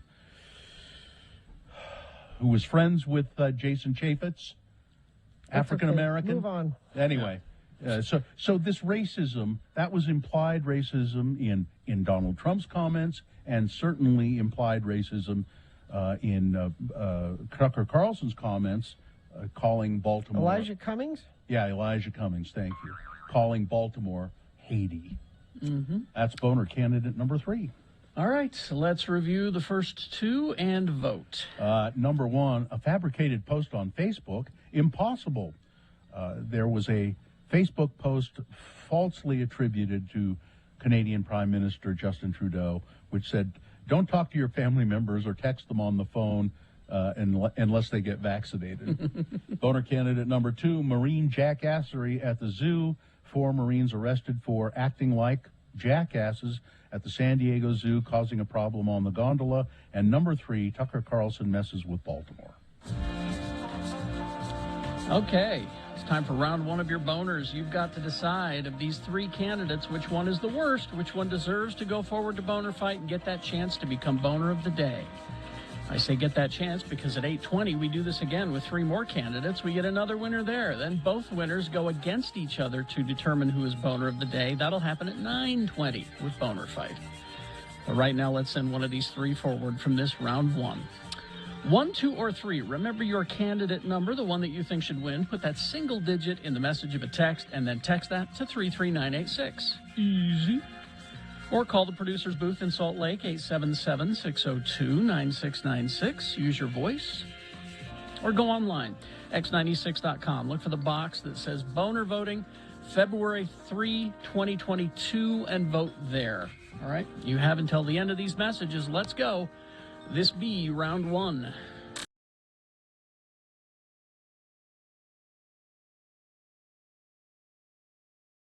All right. It's time for Radio from Hell corrections. We correct things that we get wrong, or we like to call this feature, Excuse Me. Excuse me. If you go to x96.com/live, you can see Comic Book Guy saying, "Excuse me, but I don't think that's the case." I'm here to make the proper corrections. All right. God forbid you go throughout life not knowing the right. Correction number 1 I have. Earlier in the show, we were talking about traveling in Switzerland and Austria, and Carrie was talking about Lake Luzerne in Switzerland and how lovely that was. And I said, remember when we went to Austria and we were having fondue, and I think I may have said that Austria is the home of fondue. Excuse me, my ears are hurting. Switzerland is home to fondue, not Austria. They're right next door to each other. If you had fondue in Innsbruck, it's no wonder it didn't go well. Austria is meat and potatoes, not fondue. Excuse me. So thank you for the correction. Switzerland, home of fondue. Okay. Well, we have another correction. Yes. Country correction. Ooh. This is another excuse me for Bill. A few moments ago, we were talking about President Trump flying to Scotland. Yeah. And Bill said, well, Scotland isn't part of the UK anymore because of Brexit. It most certainly is still a part of the UK. The UK now consists of England, Scotland, Northern Ireland, and Wales. That's the UK now, post-Brexit. But it's still part of the EU. Right? No. Scotland? Scotland's I'm not going to say. Scotland's not a part of the EU? I think it is, I don't isn't know. it? And that was part of the deal, was that they had the border in Scotland, and there was part of the contention? That's what I thought, too. Well, you were saying Scotland is not part of... Well, now we have to do... Listen, if this was about the Silver Surfer's real name, I could weigh in. The people of Scotland voted decisively to remain with the European Union in 2016. The Scottish government was the first administration in the UK to set out a substantive policy response to Brexit in 2016. They have said, we are a part of the European Union. All right. So it's they're not? Ireland is part of the EU, not Scotland. Scotland is talking about leaving the UK, as they always have. Well, they voted to stay with the European Union in 2016. So on December 24, 2020, UK government and the EU announced agreement on core elements of the future. Scottish government has conducted initial analysis agreements, their implications for Scotland. The assessment confirms the Scottish government's long-standing view that Scotland will be worse off outside of the European Union, so they are going to remain with the European Union, which means essentially they're not part of the UK, right? Scottish ministers have consistently highlighted that the UK government failed to engage meaningful with the Scottish government on Brexit. The Scottish The government. EU countries are Okay. Austria, Belgium, Bulgaria, Croatia, Cyprus, Czech Republic, Denmark, Estonia, Finland, France, Germany, Greece, Hungary, Ireland, Italy, Latvia, Lithuania, Luxembourg, Malta, the Netherlands, Poland, Portugal, Romania, Slovakia, Slovenia, Spain, and Sweden, not Scotland. Scotland is still part of the UK. All right. It's confusing. And the Silver Surfer's real name is Norin Rad. Excuse me. All right. Was there some question? Listen, I don't know from Ireland or Scotland. I don't know. All right. But I can help you with this. All right.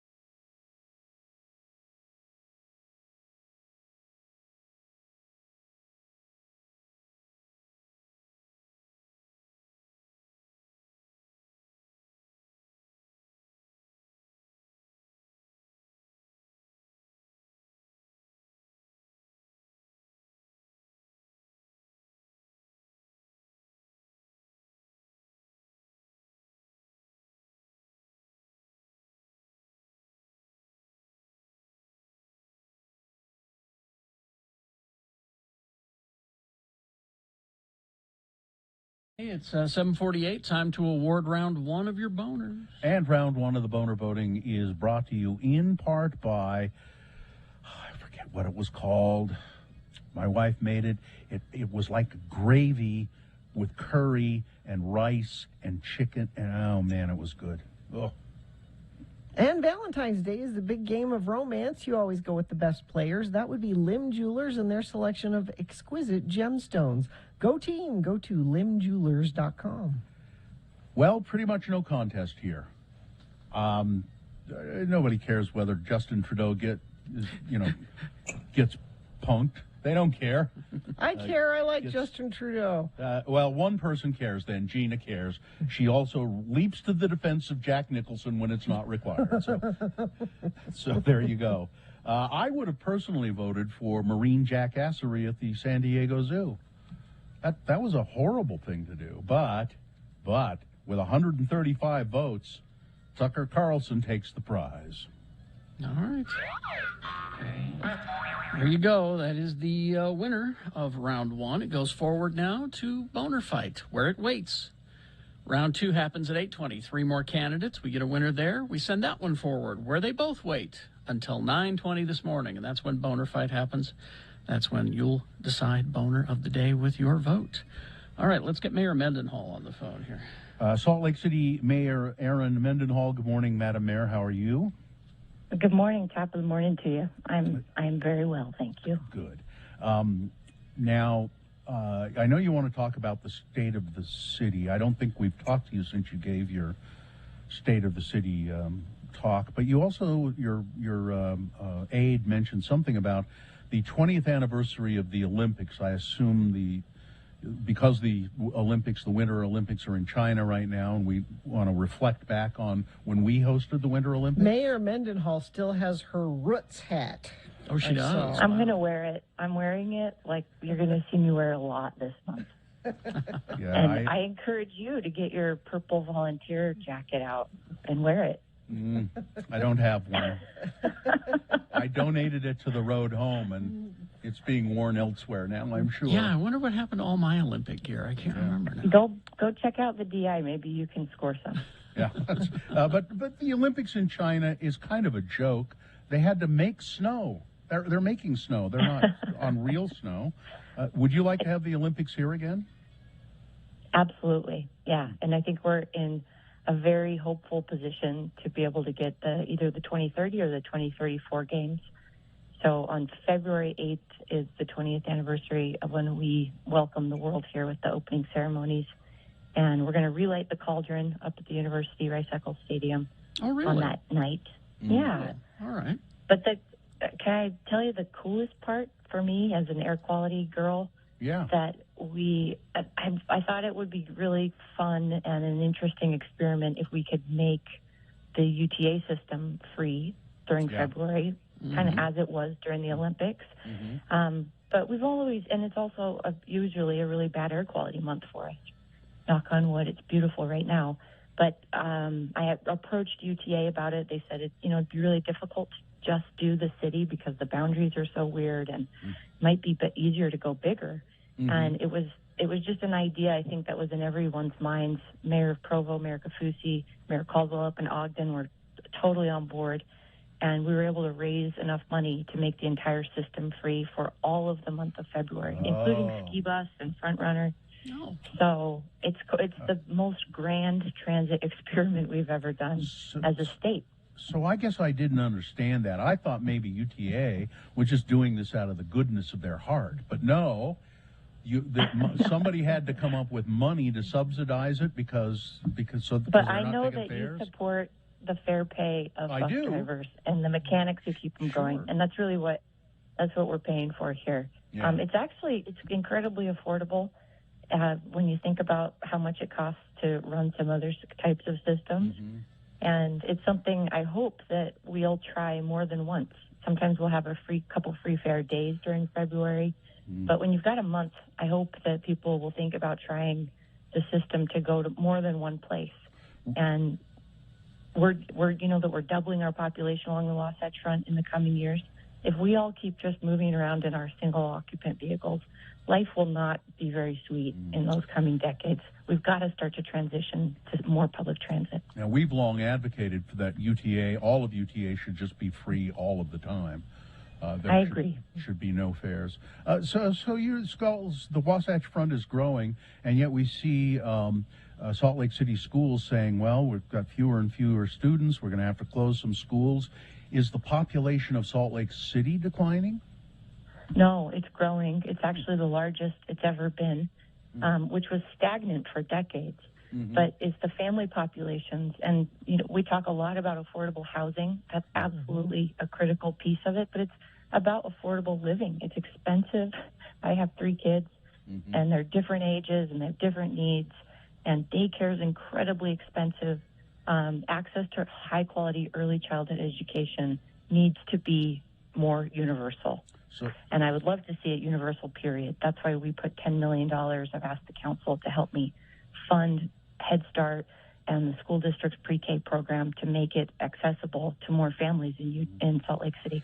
So to put it simply, the population of Salt Lake City is growing, but families are moving elsewhere. Families with kids are moving elsewhere because the housing is cheaper. That's essentially what's happening with the school district. I think, living is cheaper in many ways in other parts of the county, and that's tragic for us. So as we incentivize more housing happening here, that means when the city participates financially, we're prioritizing family-sized unit creation. So you're seeing more of those 3- and 4-bedroom apartments coming up in the city. Salt Lake City Mayor Erin Mendenhall, how is the city doing overall? How are we healthy? We are a strapping, pretty darn healthy, resilient. God, we're so resilient and really gritty. We've got a lot of grit in this city and grace. We care about each other. But as a city corporation, we're cranking. And we put out a plan in January every year of my administration. We tell you what we're going to do in each of the priority areas we have, a few dozen actions. Then we grade ourselves at the end of the year. We put our report card out about 10 days ago, and today we're going to issue our 2022 plan. So if you go to the SLC Mayor's website, there will be a link popping up there today. You can see what we are going to accomplish for you this year. It's definitely not all inclusive, but it's something to hold us accountable to. I'm going to see if we can make this go. You know, cities have nicknames. Baltimore is Charm City. Cincinnati is the King City. Portland is the Rose City. I'm going to say if we can make Salt Lake City is Gritty City. Salt Lake City, Gritty City. I like How it. about that? Okay. Let's go for it. Hashtag was born. All right. Thank you, Mayor Mendenhall. Nice to talk to you. All right. You too. Thank you. Traffic, Gina, please. Yeah, that tracks update. Due to a broken rail, a bus bridge has been activated between Mill Creek and Bingham Junction for the Red Line and between Mill Creek and Midvale Fort Union for the Blue Line. You can expect some major delays system-wide due to that trouble there. But that seems to be the only trouble this morning. I'm looking at the UDOT website. And other than that issue, northbound I-215 at the ramp to go eastbound I-80 where there was that earlier semi-accident, looks like things are moving very well. If you see something not moving well and you want to text it into us, let us know what's happening out there. You can, of course, do that, 33986. All right, so we will take a break, and we'll be back. Sean Means reviewing movies coming up after these. KXRK Provo. Did you miss the Radio from Hell show?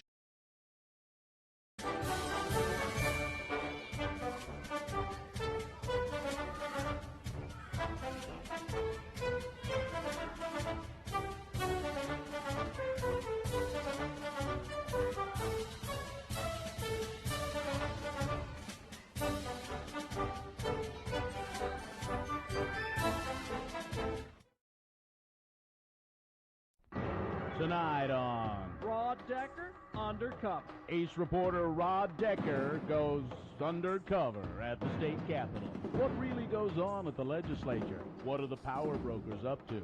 Rod knows the legislators put up a facade when they see him coming with a camera crew, and so Decker disguises himself as a schoolgirl on a field trip with Mrs. Spencer's 6th grade class. Okay, kids, now settle down. Before we get back on the bus and go back to school, I want you to meet Governor Mike Leavitt. Hi, kids. I hope you've enjoyed your visit to the Capitol today. Very important work takes place here. Do you have any questions? Yes, you, the tow-headed kid with the striped shirt. What's with the car in the basement? Is that the Employee of the Month's car? No, that's the Mormon Meteor. It was once the world speed record holder. Okay, you, the boy with the hat on backwards. How come the Capitol has gold on the top of it? Isn't that a waste of money? Well, Sonny, that's not gold, it's copper. Like a Duracell battery. And we have time for one more question before I have to get back to running the state. You in the back, the tall, homely girl with the pigtails and glasses. Tell me, Governor Leavitt, will we have to spend tax money on the Olympics? How do you feel about having an official beer of the Olympic Games? What about I-15? Is it on schedule and anywhere near budget? Will tobacco be outlawed in this state? Hold on here. You ask a lot of questions for a little girl. Say, I know you from somewhere. I can assure you, sir, that you have never met me before. As you can see, I'm just an average 6th grade girl on a field trip. You're Rod Decker. No, my name is LaDonna, and what you're saying is, rather than handle some tough questions from a schoolgirl, you would prefer to make accusations about my true identity. I knew it. You are Rod Decker. Rod, why didn't you just ask for an interview? Well, there you have it. Politicians won't even let their guard down in front of innocent children. You can't get a straight answer from them, no matter who you are. That's tonight on Rod Decker, Undercover. On the Channel 2 News at 6 and 10.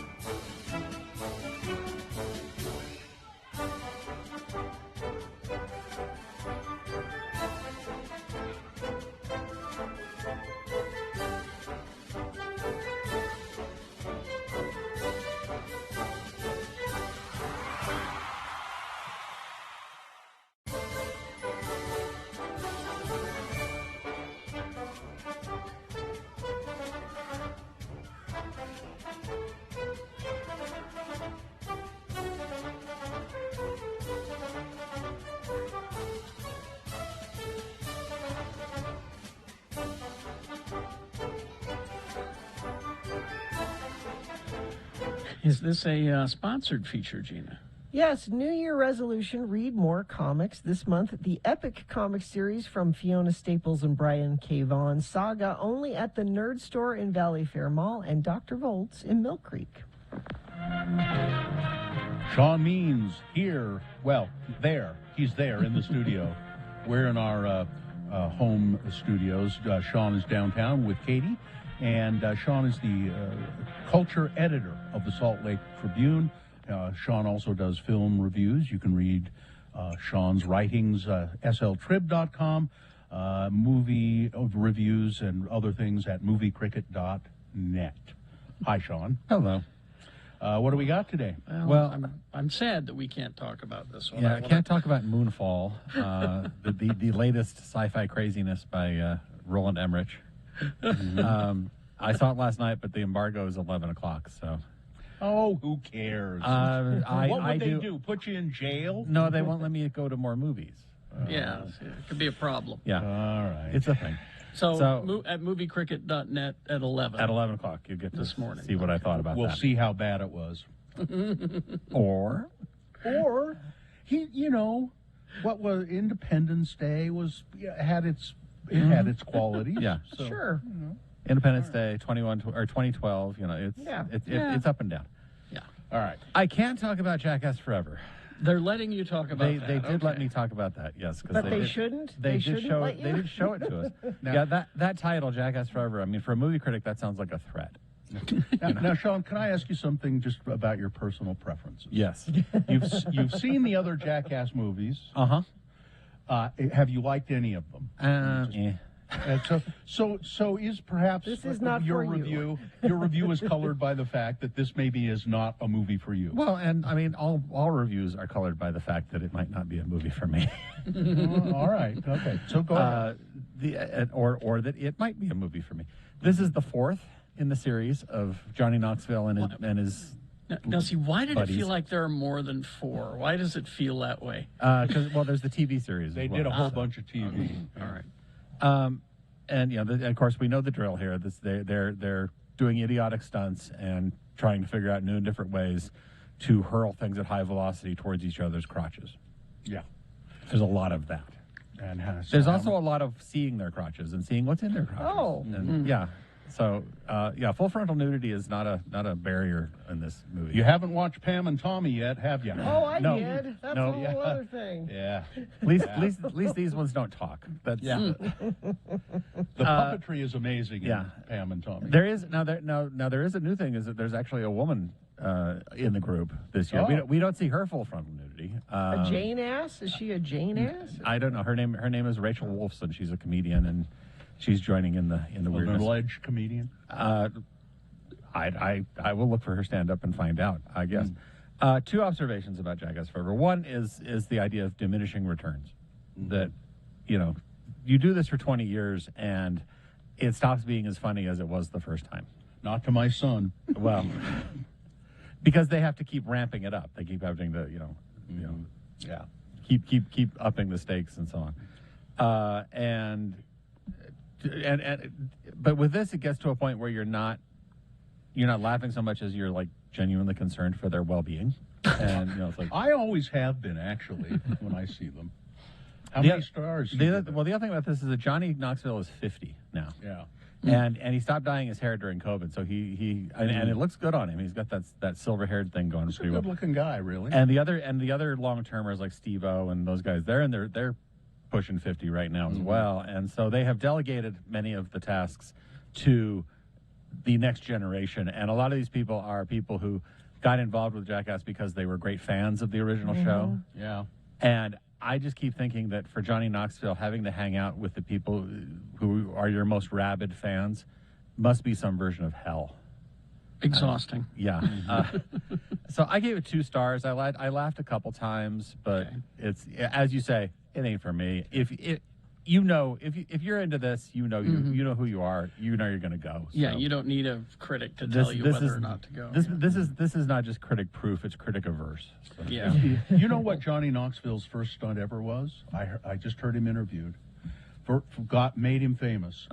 he shot himself in the chest with a pistol while wearing a bulletproof vest. That's just stupid. There was actually a documentary at Sundance this year about the guy who invented the bulletproof vest, and he would go from town to town getting himself shot in the chest to prove how good. His name was Ed Kevlar, or something. I can't remember the guy's name. It wasn't that, but no. How did he end up dying? Do we know? I think he's still alive. Oh. Let's move on to The Wolf and the Lion. The Wolf and the Lion. This is a family adventure story from Canada. We have a 20-year-old pianist who comes home to her grandfather's cabin when her grandfather dies. Cabin by the lake out in the Canadian wilderness. Beautiful. And she finds out that at this cabin, the grandpa kind of befriended a she-wolf, who not that, she's still wild and she stays outside mostly, but she isn't afraid of coming up to the house. Mm-hmm. And when the she-wolf brings a pup in to nurse it, the woman starts befriending this wolf. And at the same time, a plane crashes nearby where a circus a lion cub that was headed for the circus is on the plane, and so she rescues the lion cub, and so the lion cub and the wolf pup become friends. Oh. Yeah, and she runs through a lot of stakes. Yeah. Is this a live action? Yes, it is. Oh. And they actually trained a lion cub and a wolf pup to do this with the actress. And the actress, her name is Molly Coons. She was like the only one of the few people actually allowed to get up close to them. Everybody else had to stay back. Oh. There's a plot which doesn't matter. There's evil circus people and things like that. What's fun about this is watching the footage of the real lion and the real wolf cavorting together, and it's better. It's better than anything else in the movie. Well, I was going to say I'll wait for that highlight reel on YouTube. Yeah, I mean, a wolf and a lion cavorting does not a movie make. No, it does not. No. I gave this 2.5 stars. It's got some good footage, and Graham Greene, the great Canadian actor, plays the avuncular godfather who sort of helps out the girl. So let's move on to this Tim Roth movie. Last one, Sundown. This is a really cool kind of psychological thriller. Strong performance by Tim Roth. Tim Roth and Charlotte Gainsbourg play siblings, although it takes a minute to realize that they're siblings and not married. They're on vacation. Well, no, it's not that. It's just that this movie doles out information very sparingly. I see. Okay. They're on vacation with her adult children in Acapulco, nice resort, all this. And then the vacation is cut short when they get a call that Roth and Gainsborough's mother has died. And so they have to fly back to London. And they get to the airport, and Tim Roth is like, oh, I don't have my passport. I must have left it back at the hotel. And so everybody else goes off onto the plane, and then Tim Roth stays in Acapulco, and he doesn't act like he's in any urgency to leave. And he left the passport on purpose, or didn't leave it at all. Yeah, he didn't leave it at all. And that's where the movie gets tricky. He goes back to Acapulco. He settles into sort of a sketchier hotel closer to the beach, and sort of becomes a beach bum. And you spend a lot of the movie questioning what is the deal with this guy. What's his thing? And the mystery here is, of course, why? Why is he acting like this? And we don't see a lot, because the rest of the movie follows him around, and we pick things up. We pick up the information as it goes. And this, like I said, this movie, most movies would set up the stuff in the beginning and then you would see it play out. This movie, things play out, and then later you get the information to fill in the blanks. You can't say anything more about it, though. I cannot. Yeah. It makes sense by the time it's over. It's a really good performance by Tim Roth. Yeah, and that's always good. Yeah, I mean, it's mostly fascinating and a little bit frustrating because of the way the information is doled out. But it's a good performance by him. So Sundown, it's playing in theaters everywhere, and I give it 3 stars. Is that is the director James Franco's brother, Michael Franco? No, Michel Franco. He's a Mexican director. He did a movie. Michel, huh? He did a movie a year or 2 ago called New Order, that was about a Mexican family in the middle of a wedding, and then the revolution comes. Ooh. Okay. And that was a very in your face, visceral experience. This one is not quite that sharp, but it's still interesting. All right. All right, Sean, what do you have next week? Anything of note? Well, we have Jennifer Lopez and Owen Wilson doing the Valentine's rom-com called Marry nothing. Me. So nothing, huh? And we've got Death on the Nile. Oh, that looks actually. Now this is the second, third remake of that. I'm so excited for this. But it looks really cool in the preview. Kenneth Branagh reprising his role as Hercule Poirot, as he did in the Murder on the Orient Express remake. My problem with it is that the original version, the original filmed version back in the late 70s with Peter Ustinov as Poirot, was in heavy rotation on HBO when I was in high school. So you got it memorized. So I know who done it. You really know who done it. So the fun part will be seeing all these actors in these roles. You've got Gal Gadot, you've got Armie Hammer, you've got French and Saunders. Oh yeah, are in here as well. I mean, that would be the reason to go anyway, is for this cast. Yeah. So Yeah. All right, Sean Means, thank you. Look for his stuff, moviecricket.net, and in the pages of the Salt Lake Tribune. And his Moonfall review at 11 this morning. Yep. All right, thank you, Sean. Traffic, please, Gina. Yeah, due to a broken rail, this is a Trax line issue. A bus bridge remains in effect between Mill Creek and Bingham Junction for the red line, and between Mill Creek and Midvale Fort Union for the blue line. Continue to expect major delays system-wide due to this incident. We also have a crash southbound I-15 6 North on-ramp in Salt Lake. It's off to the right shoulder. And that's about it. Much better commute this morning than we had yesterday. If you see something you think friends of the program need to know about, you can text us 33986. See what happens when you have free fares on UTA? See?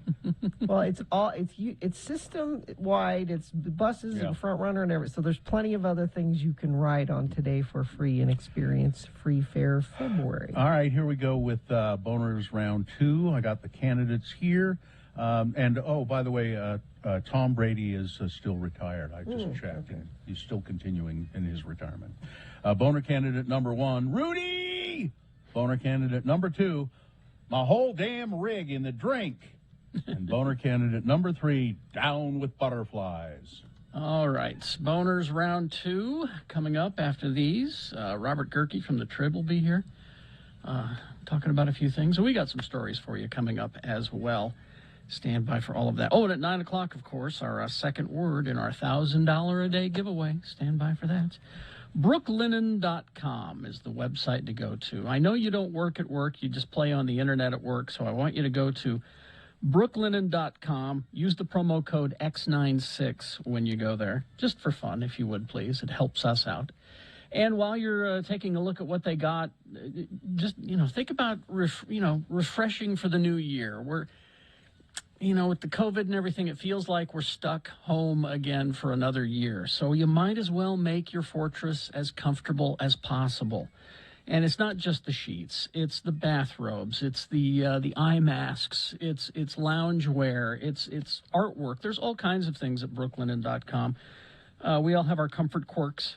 And thanks to Brooklinen's CloudSoft Comforter, for example, options, you can pick the weight and size that's just right for you. There's nothing better than a comforter. That just feels so good. So refresh your rest and the essentials of comfort from Brooklinen. Go to brooklinen.com. Use the promo code X96 to get $20 off with a minimum purchase of $100. That's BROOKLINEN.com and enter the promo code X96 for $20 off with a minimum purchase of $100. Brooklinen.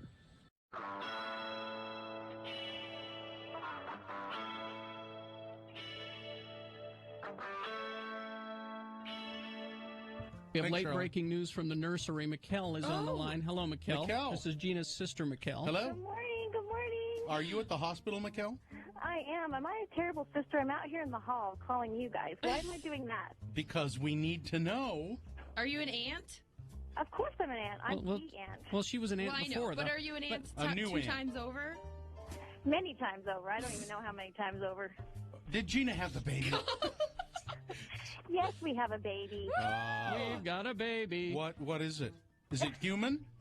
It's a human baby. It appears to be human. Did it come out wearing a little turban and those turned-up shoes? No, but actually there is a funny story which I can relay. Okay. That Joe put in a soothing CD, and out come these sounds of all these monkey sounds. It's like a jungle CD. It's the is it the rainforest? Is that what it was? It's supposed to be, nice, soothing labor and delivery music, and all of a sudden we hear this. And so then we're out in the hall talking to the doctor who's here, and it's not her regular doctor. And the nurse said, "Don't worry, this doctor's wonderful. In fact, last week or this summer, he delivered the baby orangutan up at the Hogle Zoo." Oh. So he's really good. So Mikkel, it's a little girl. We knew that. Yeah, Jonesy, she's 7'7". Okay. 7 pounds, 7 ounces. And you can braid her hair. So not that huge. But a lot of hair though. Huh. But tons of hair. Did we think she was going to be bigger than that? She looked bigger than that. Now. What? She was huge. What are we talking? What are we mincing words for? Gina looked huge. She looks beautiful. Yes, all pregnant women are beautiful and huge. All right. So 7 pounds, 7 ounces. But she still is about 10 days early, so she's a good size. Well, that's a good size. And everything. And was it a hard delivery? Easy? Was it? No. Not a peep. Gina didn't say a word. Just 2 pushes and out she popped. It was quick. The baby just slid right out. Is that because she had the drugs, right? That's why she didn't make a peep, yes. right? Her thumb was going crazy on the bolus. Absolutely. I'm tired. There you go. Get out of here. Well, that's great That's good news. Great news. I just had to. Yeah, she's probably going to kill me that I called you guys, but I had to do it. No, I think she'll be happy you did. Okay. Thanks, Mikkel. Okay, Alta. Congratulations. Congratulations. Yeah, tell her to just relax or something.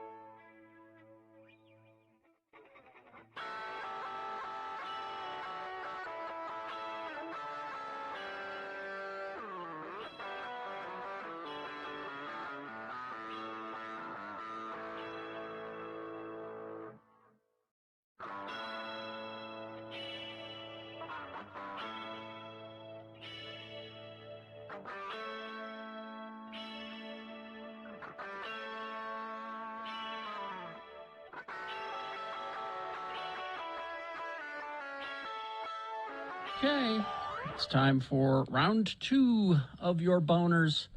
Let us proceed. These are 3 news stories that are examples of bad, stupid, or funny human behavior. You will decide with your vote of these 3 which one is the worst, which one deserves to go forward to boner fight, and possibly become boner of the day. We say possibly because we've already done round 1. We have a winner there. We need a winner here. Send both winners. 9:20 this morning, boner fight. That's when boner of the day happens. So let's send one of these forward from this round 2. 2 candidates now, a third coming up here in a bit. Once you've heard all 3, then you will vote. And one of you lucky random boner voters will receive.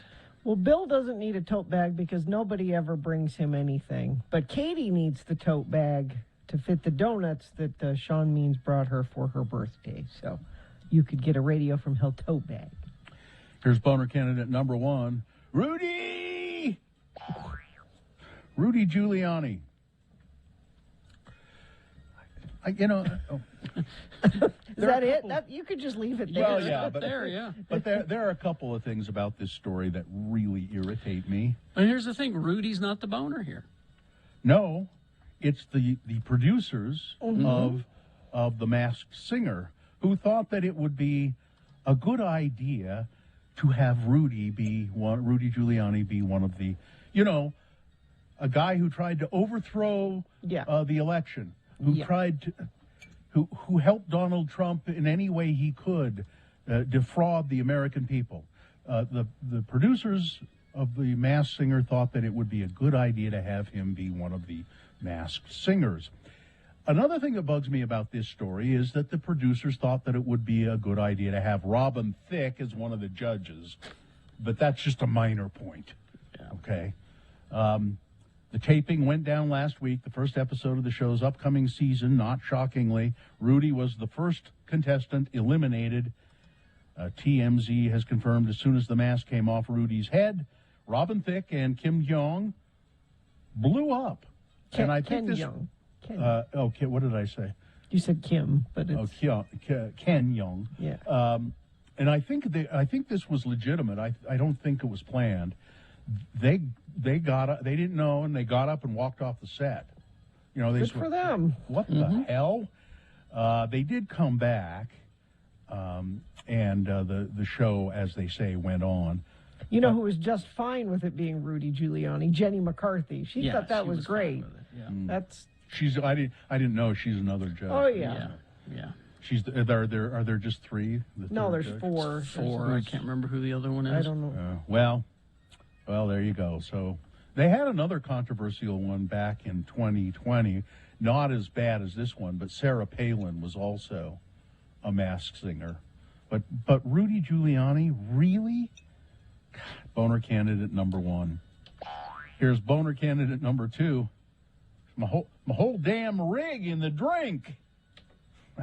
This is just funny, I think, except for the guy it happened to. Authorities in Tennessee said that a fisherman was attempting to launch his boat from a boat ramp, and he didn't realize that the boat ramp had a huge drop-off, and he accidentally submerged his back tire into the water, because you often put your tires in the water when you're getting a boat off of its trailer, and so the wheel slipped, and he accidentally hit the reverse, and the boat, the trailer, and his car all submerged. He had a Dodge pick-em-up truck, a trailer, and a boat, all of them underwater. He escaped any injuries, but man, my whole damn rig in the drink. Boner candidate number two. Coming up in a moment, boner candidate number three, down with butterflies. All right. We'll get to that after we do some stuff here. Yeah, what do you got there for Well, us? I just, Gina, I know you, sometimes I have some things here that you don't like to sponsor. So Okay. how about we sponsor that Tom Brady's continued retirement? Okay. That's brought to you by follow a baby whale on a magical journey to discover the incredible world of ocean currents. Meet curious creatures along the way and see how the ocean nurtures all life on Earth. Opening February 18th at Clark Planetarium. Rock and Roll Hall of Fame. They have, these are, I guess, just nominations. They have to be voted on. Yeah. Rock and Roll Hall of Fame for 2022. It's a long list, but I'll read it fast. Beck, first-time nominee. Pat Benatar. So unless I say first-time nominee, these people have all been nominated before and not gotten in. Beck, as I said, first-time nominee. Pat Benatar, Kate Bush, Devo. Duran Duran, first-time nominee. Eminem, first-time nominee, and that it says first-year eligible. I don't know what that is. There a certain amount of time, or yes, it has to do when your first album was produced. I want to say, what is it, 25 years, Gina? Is it 20 something or like 20? that? Sure. It's some kind of thing like that. I got it. Okay. Eurythmics. So again, these people have been nominated but not gotten in. Judas Priest, Fela Kuti, I don't know who that is. MC5, New York Dolls, Dolly Parton, first-time nominee. Rage Against the Machine, they've been nominated and not gotten in. Lionel Richie, first-time nominee. Carly Simon, first-time nominee. And A Tribe Called Quest, first-time nominee. Dionne Warwick. The the winners will be announced in May. And then the ceremony, they'll show it in this fall sometime. And you can vote online, can't you? Yeah, anybody can vote. Okay, I'll be going there to vote for Devo. Let me see if that has that here where you. Oh, can Corey go. says you can vote every day, once a day, and it is 25 years from the first release of your album. Okay. I'm going to mention this in passing. There are pictures today online. I saw them on our prep service. The drummer for Pantera, Vinnie Paul, and there are pictures of his home in Texas. Holy mackerel! What? Just Pantera Nice or makes not? that kind of money. I mean, they've been around forever. I know, but Yes, I they know, have but money. I just. Are you mad? Are you mad? I'm not mad. I'm just kind of stunned somehow. I don't know. Anyway. And you don't think of I wouldn't think of somebody in Pantera living in such an elegant looking. Oh, maybe. So that's different than just being surprised that they have Yeah, money. that's All right. part of it too. It's just, I mean, it's so tasteful and so elegant. And I just went. And then Gwyneth Paltrow, there were pictures of her lovely, lovely home. Yeah, you would as expect well. that from her. Sure, but there was one thing in the pictures. She's got hanging on the wall in one room. There is. I'm going to get to it so I can see it. Okay, there's two canvases side by side, squares. One of them is kind of puce colored or yellowish colored, and then the one next to it is white, and they're both framed. And the one that's white has just in block letters in the middle of it, avant-garde. That's not very avant-garde, is it? To No. have the It's word re- avant. Maybe that's the joke, is it? Yeah. Well, I don't think Gwyneth has much of a sense of humor, so I don't think. a Utah State student, University of Utah or Utah State University student who said that she had been sexually assaulted or bullied, rather. She had been bullied by classmates. She said she reported this many, many times, and nothing was done about it. She said she was bullied by classmates over the color of her skin. She said, I got little response, or her family said they got little response. This young woman died by suicide, the one that was bullied, and the family went to the university and said, "We've lost do anything to help? Lost our daughter, and you didn't do anything to help." Utah State University has agreed to pay out a $140,000 legal settlement to her parents. The tragic case of 24-year-old Jerusha Sanjeevi drew statewide attention when the lawsuit was filed in August back in 2019, they go back and forth, and so it never did finally go to court. The university agreed to settle. There is a bill in the Utah State Legislature moving forward, and I think this is great, to allow people to get rid of their grass and use water-wise landscaping. A House committee voted unanimously. This proposal would ditch non-functional turf in favor of water-wise landscaping. This is for neighborhoods that have like HOAs that say you have to have grass and have to have. Robert Spenlow's bill requires state government to practice what it preaches by forcing the state to cut watering at all government facilities by 25%. All future state government facilities cannot have more than 20% of their landscaping as turf or grass. I think that's great. The all around the Capitol, I think it would look better if it was native plants. And things like that, rather than those expanses of turf. That's our plan for our front yard. I don't remember exactly where it was, but it was one of the many new apartment buildings being built all over the place. This one was a smaller unit. It looked like it was 20 units or something, but all the front of it was xeriscaped, and it was really attractive. It looked great. let's see, the commando raid in Syria.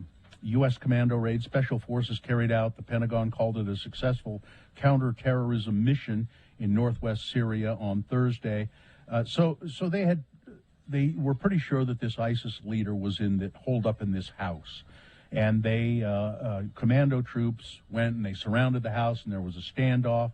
They couldn't get the guy to come out. Well, what happened apparently was he died, this ISIS leader, purported ISIS leader, died because he detonated a bomb, a suicide bomb, in the house, which killed him and women and children as well.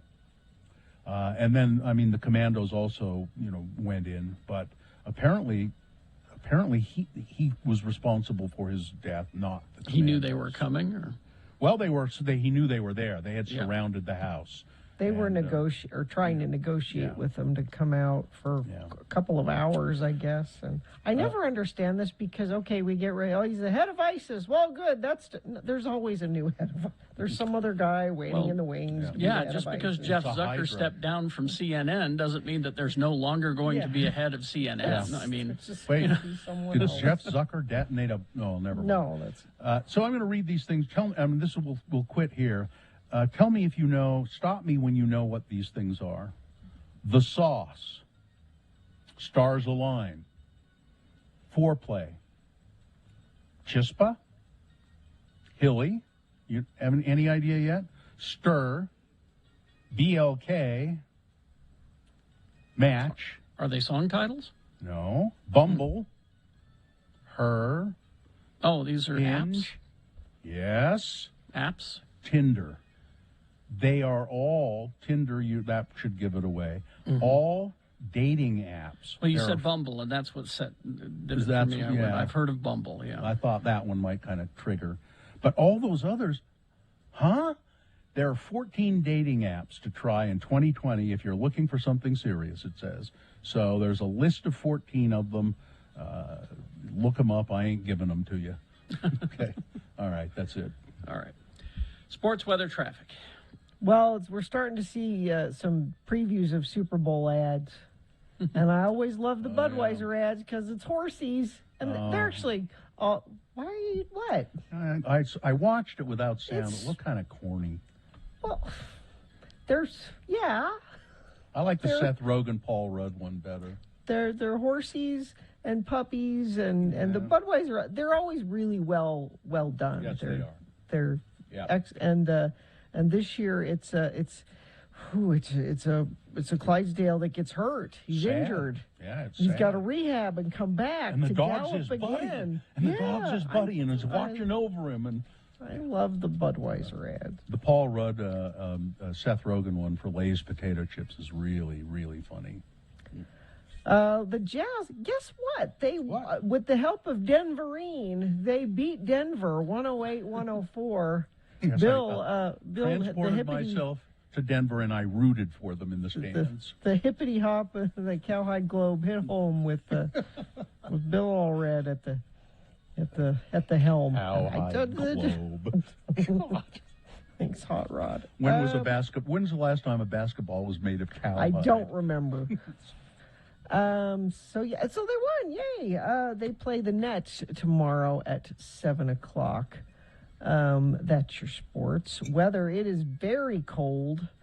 18 right now. Only going to get up to 31 for a high today. It's a day to just stay home and snuggle up. It's a under the blanket kind of day, I think. Carrie's going to immediately get up from his home studio in that room, and I know the room right next to you. That's where the couch is and the giant what's the giant blanket called? The big blanket. The big Yeah, the big blanket. It's Peacemaker Day, and I think I need to watch Book of Boba Fett again too. So you go crawl under that there. Yeah. Let's see, traffic. So that earlier incident with the tracks, the bus bridge has been canceled. You still might see some tracks delays though due to that. And still delays northbound I-215 to go eastbound I-80 in Parley's Canyon. That is closed. There's a disabled semi-truck blocking the one lane available there. So if Parley's is part of your commute, that might cause you some issues this morning. And I'm checking our message stream, seeing if friends of the program have sent in anything. I don't see anything there, but if you see something, you can text us 33986. Gracie's is open daily for lunch and dinner, now serving brunch Fridays, Saturdays, and Sundays till 3 p.m. Enjoy Gracie's award-winning heated patio and live music. Gracie's is located at the corner of 3rd South and West Temple, adults only. Right. Boner candidate number 3. Down with butterflies. I don't know if you guys heard about this. I saw it a few days ago. A South Texas butterfly sanctuary will close indefinitely due to safety concerns after it was repeatedly targeted by right-wing conspiracy theorists who baselessly accuse it of aiding human traffickers. It's a butterfly sanctuary. The board has decided to close the center but continue to pay staff for the immediate future, said the National Butterfly Center director, Mariana Trevino Wright. The board's paramount concern is the safety of staff, the safety of members and visitors. So for that reason, we have made the decision to close the center for the immediate future while we seek expert advice and formulate a plan that will best serve our interests in public safety. The Butterfly Conservatory, which pushed back against the Trump administration efforts to erect sections of the U.S.-Mexico border wall really very near its 100-acre nature preserve in Mission, Texas, has been tied up in litigation for years with the former president's administration and its allies at We Build the Wall. You know, I think, wasn't that the organization that Steve Bannon took all the money from? And then didn't build the wall. And didn't build the wall. So the Butterfly Sanctuary has been an ongoing target for harassment by these asshats. The sanctuary closed from Friday to Sunday for the duration of the We Stand America border security rally, headlined by QAnon's conspiracy theorists and supporters of Donald Trump. They got warnings that there would be armed people, and they were going to come into the Butterfly Sanctuary. They're scared to death now. I know, it's absurd. Control. Boner candidate number 3. Down with butterflies. All right, let's review the first two and vote. Butterfly. Boner candidate number 1. Rudy Giuliani, a contestant in The Masked Singer. Why? Boner candidate number 2. My whole damn rig in the drink. A boat, trailer, and pick-em-up truck end up in a Tennessee lake during a launch attempt. And boner candidate number 3, down with butterflies. Here you go. You've got to decide of these 3 candidates which one is the worst, which one deserves to go forward to Boner Fight and get that chance to become Boner of the Day. If it wins here, it's not Boner of the Day yet. It'll have to defeat the winner of round 1's voting, which we did last hour. But we'll take both of the winners, one from each round, and put them against each other, and you will vote for Boner of the Day at 9:20. So, can't do that till we do this. Send one of these 3 from this round 2 forward to Boner Fight. 1, 2, or 3, remember your candidate number, the one that you think should win. Put that single digit in the message of a text.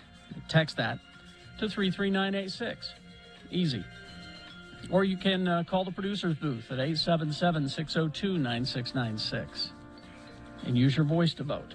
If you're going to vote online, go to x96.com, let the page load, and then refresh your internet browser because some changes were made to the contestants, and it'll give you the current lineup if you refresh your browser. So x96.com, look for the box that says Boner Voting February 3, 2022, and vote there. You have only until the end of these messages to do it, though, so let's go. This is round 2. Harmon's for Valentine's Day. You know, you can find anything you need at Harmon's for Valentine's Day. You know, food for dinner, fresh flowers, chocolates. Share the love at Valentine's Day at Harmon's. Now, we'd like you to go into Harmon's and look at all the delicious things they have available for Valentine's Day, but you can do online floral orders through Harmon's. You go to harmonsgrocery.com, free delivery for orders over $60. You can use the code FREEDELIVERY60. Share the love and stop by your local Harmon's today. But starting on Thursday, the 11th of February, the chocolate dipping starts at Harmon's. I'm preparing right now for the chocolate dipping. Chocolate dipped strawberries in the bakery, chocolate fondue, specialty chocolates, bean to bar program. That's how their chocolate, they handle it. They like the bean to the bar. And there's Cowgirl Creamery cheese, all kinds of things. Go to your local Harmon's for Valentine's Day. We have Thanks, late-breaking news from the nursery. Mikkel is on the line. Hello, Mikkel. Mikkel. This is Gina's sister, Mikkel. Hello? Good morning. Good morning. Are you at the hospital, Mikkel? I am. Am I a terrible sister? I'm out here in the hall calling you guys. Why am I doing that? Because we need to know. Are you an aunt? Of course I'm an aunt. I'm Well, the aunt. Well, she was an aunt Well, I know, before, but though. are you an aunt a new two aunt. times over? Many times over. I don't even know how many times over. Did Gina have the baby? Yes, we have a baby. We've got a baby. What is it? Is it human? It's a human baby. It appears to be human. Did it come out wearing a little turban and those turned up shoes?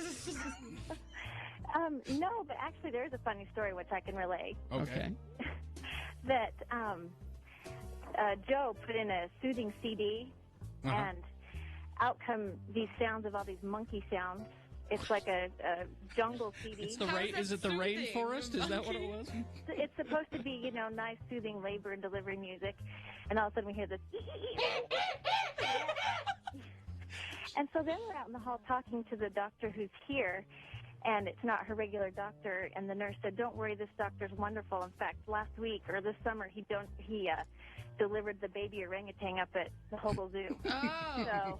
So he's really good. So Mikkel, it's a little girl. We knew that. Yeah, Jonesy, she's 7'7", Okay. 7 pounds, 7 ounces. and you can braid her hair, So she's Wow. not that huge. But a lot of hair, though. but tons of hair. Did we think she was going to be bigger than that? She looked Well, bigger than that. Now. What? She was huge. What are we talking? What are we mincing words for? Gina looked huge. She looks beautiful. Yes, all pregnant women are beautiful and huge. All right. So 7 pounds, 7 ounces. But she still is about 10 days early, so she's a good size. Well, that's a good size. And everything. And was it a hard delivery? Easy? Was it? No, not a peep. Gina didn't say a word. Just 2 pushes and out she popped. It was quick. The baby just slid right out. Is that because she had the drugs, right? That's why she didn't make a Oh peep, yes, right? her thumb was going crazy on the bolus. Absolutely. I'm tired. There you go. Get out of here. Well, that's great That's good news. Great news. I just had to. Yeah, she's probably going to kill me that I called you guys, but I had to do it. No, I think she'll be happy you did. Okay. Thanks, Mikkel. Okay, Alpha. Congratulations. Congratulations. Yeah, tell her to just relax or something.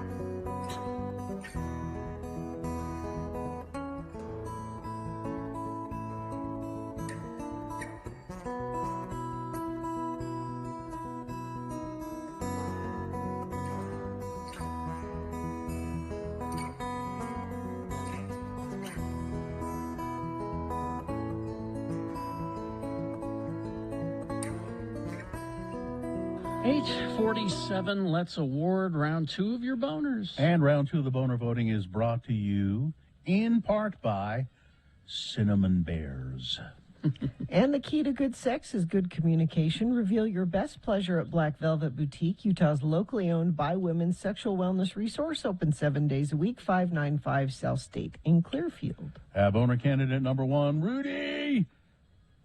The producers, whoever was responsible for putting Rudy Giuliani on The Masked Singer.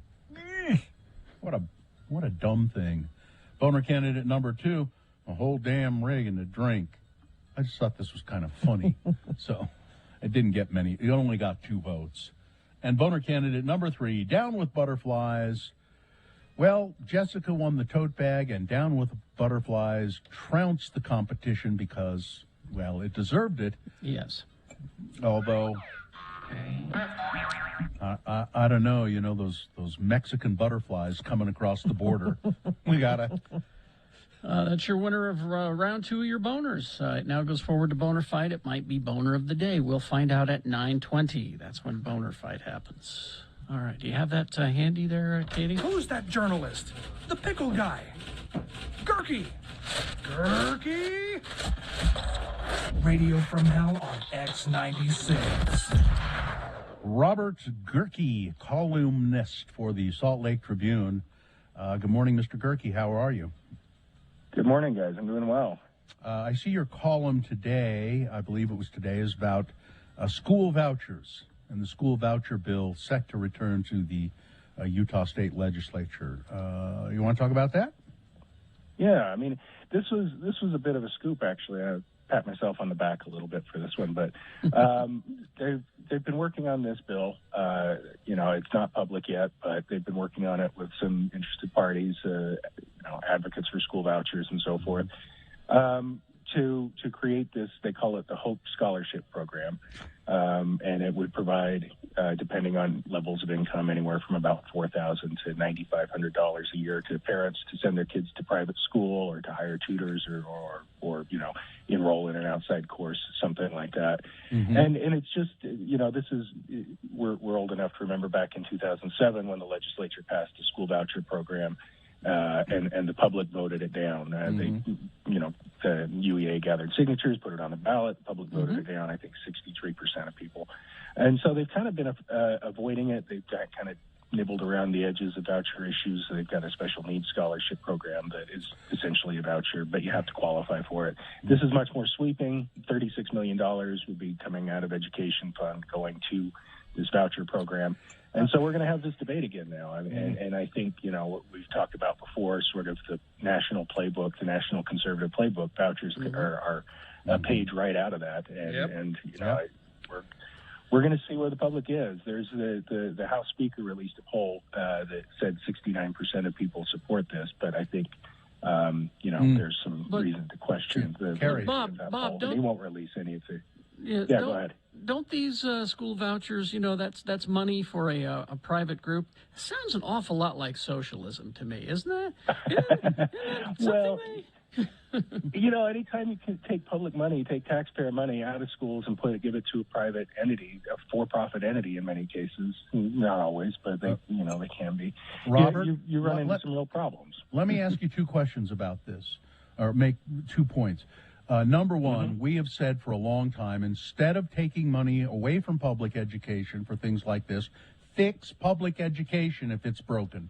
Fix it. Mm-hmm. And number 2, who stands to benefit from this school voucher program? Well, I think part of it is going to be people who are already sending their kids to private schools, right? Mm-hmm. They're going to certainly take advantage of this, and it's going to save them a lot of money. Mm-hmm. Who owns the private schools? Yeah, I was going to say the people who run the private schools could definitely benefit from it. People who run charter schools that might convert to private schools. Aren't some of those people in the legislature? In the legislature or former legislators, yes. This has always been a problem with private school, with the charter school system, is that there's a lot of people making a lot of money building and operating these schools. So, it's gonna be a heated debate. The teachers union isn't going to go quietly on this, and we'll watch this play out over the last few weeks of the session. Well, the powerful teachers union, you know, they're quaking in their boots. It worked though, didn't it, Robert? They got enough signatures to stop that ridiculous. Tell everybody about that. Yeah, I mean, back in 2007, they were the sort of the driving force behind getting the signatures, getting it on the ballot, getting it defeated. They had millions of dollars of backing from the National Teachers Union. So, you know, we'll see how this goes. The other thing I think that's kind of important to note is this is also sort of another battle in this culture war fight that we've talked about, you know, the CRT book banning stuff. Exactly. Now they just want to start a parallel school system that they can control and teach and send their kid to a school that teaches what they want. So, I mean, I think Carrie and I should probably start a school that does sex education and CRT and you know, teaches books that are, you know, controversial and maybe gives kids a broader education. Well, I'm glad to see Kurt Cullimore, you know, diverting his attention away from evicting people from apartments and turning his attention to this. Maybe that's a good thing. I don't know. He can walk and chew gum. He can do both at the same time. I think he's multitasking. You're evicted, and we're going to have vouchers. Yeah. That's right. Yeah, go ahead. This session's just turning into one of the uglier sessions I've seen, and it goes everywhere from, you know, prohibiting media to cover certain parts of the session to, you know, to vouchers to some of these bills that are coming out late in the session that are just purely punitive, and it's really taking on a nasty tone. Are you having any trouble with access? I know Brian Schott has been complaining about some access he's not getting. Have you had any problems? You know, Brian spends a lot more time up there. Our other reporters are up there a lot more than I am. I've only been up a couple times, but it's important for the reporters to be able to ask questions to people, and it's not just about reporters. This sounds like I'm being a whiny crybaby about not getting to talk to the legislators we want to talk to. I mean, we're up there because most people don't have the time to go up to the legislature, so we think we're the eyes and ears of these readers that, you know, and we hold these guys accountable and we tell their constituents what they're doing. And so, you know, there are things that this session, you know, the governor's security system that we talked about. Hey, is the governor still around? Is he still around anywhere? Is anybody, Yeah, he was back in D.C. most of this week. And due back, but he'll show up again. Bob, we gotta go. Absolutely. Well, thank you guys. Have a great week. We'll talk to you later. You too. Robert Gerke, Salt Lake Tribune. Read his columns twice a week now. Wednesday and Sunday, the paper is delivered. So the actual physical paper. Thank you, sir. All right. Thanks, guys. Take care. Traffic, Gina, please. Crash south on Redwood Road, 4th North in North Salt Lake. It's causing a couple of blocks of delays in that area. And just a reminder that there's that disabled semi-truck blocking the one-lane available connector ramp from northbound I-215 to go eastbound I-80 into Parley's Canyon. And let me check our message stream. Nope, we don't have anything there, but you can always send us traffic alerts if you see them, 33986. All right, so we will take a break. We will be back. We got Boner Fight on the way. Stand by for that, and some leftover stories that we haven't had a chance to get to. I have a couple of emails of interest, too, we might want to. And sounds like we'll have an email of interest coming up as well. Stand by. UtahAdvocates.com. That is the website. You can talk to an attorney anonymously on their chat feature or call. Anonymously speak to an attorney and find out if you have a case. Yeah, free. I think it's amazing that you can go online and do this 24 hours a day, 7 days a week. If you've been in an accident and you think you might have a case, you think this wasn't my fault. I'm getting railroaded by the insurance companies and all of that. Call the advocates or go to their website. 801-355-5550, and you can call that number 24 hours a day too. And, don't wait till you're getting railroaded by the insurance companies. Get the advocates involved as soon as possible after your accident. The sooner you get a hold of them, the better. And don't let cost scare you away because there's no upfront money. Yeah, and don't accept a settlement. Just the insurance company say, we'll get. No, wait. I'm going to talk to an attorney. 801-355-5550 or UtahAdvocates.com.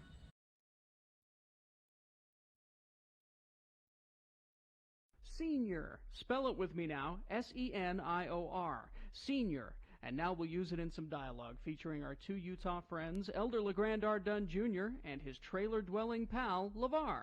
Imagine, if you will, LeVar and LeGrand enjoying a lazy Saturday afternoon of TV watching in LeVar's trailer home at the Restful View Mobile Home Park. Again, the word is senior.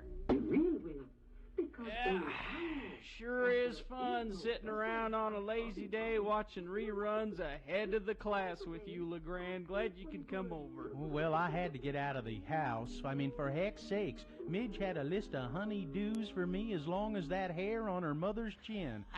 I snuck out before she could put me to work. You don't mind if I drink me some beer while head to the class is on, do you, LeGrand? I've long ago given up trying to change your sinful ways, LeVar.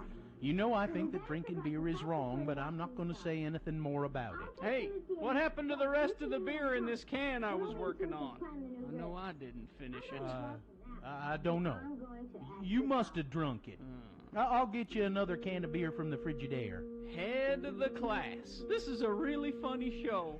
Reminds me of our school days, LeGrand. You remember me out in the parking lot and you over to the seminary building? We had some choice times, didn't we? Sure did. Now, I'm proud to say I got my high school diploma and my seminary diploma. I don't believe you managed either one, did you? Never mind. Boy, that redhead on head of the class sure reminds me of my old high school sweetheart. Hey, you remember Franny Hayes? God, I sure loved her. I seen your old flame a couple of days ago, by the way. I seen your Franny Hayes at the Quick Stop. What happened between you two? I dumped her. She got pregnant, so I dumped her. Got pregnant right here in this here trailer. How's she doing? She probably got like 20 kids and not a pot to piss in, right? Married a rich guy. She was driving a fancy Lexi or a Affinity or something like that, covered in diamonds. She looked good. I don't care. I don't care for her no more. Oh, come on, LeVar. You care. I seen your face fall when I told you. I seen your emotions fly to the surface. Shut up and pass me another beer. Hey, you know what? This Alpo don't taste half bad when it's fried up like this.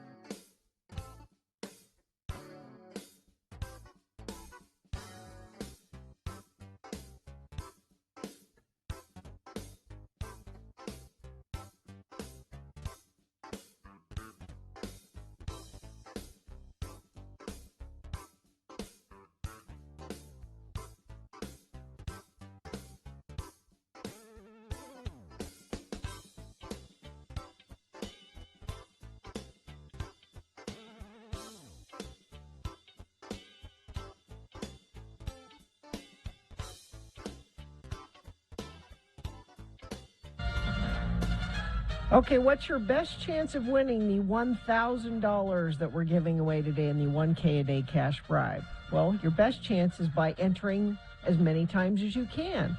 6 is the number of times you can enter. How do you enter? We give you a keyword and you text it to 33986. It's very simple. We gave you one at 7 already. Here's your next one. Then we have one at 11, 1, 3, and 5. I promise you this is a word. I looked it up and checked. Pronk. Pronk is your keyword for this hour. P-R-O-N-K. Apparently it has something to do with antelopes and how they jump or something. I don't know. It is a word, Okay. and it is pronk. P-R-O-N-K. Text that to 33986 now to enter to win. Well, yeah.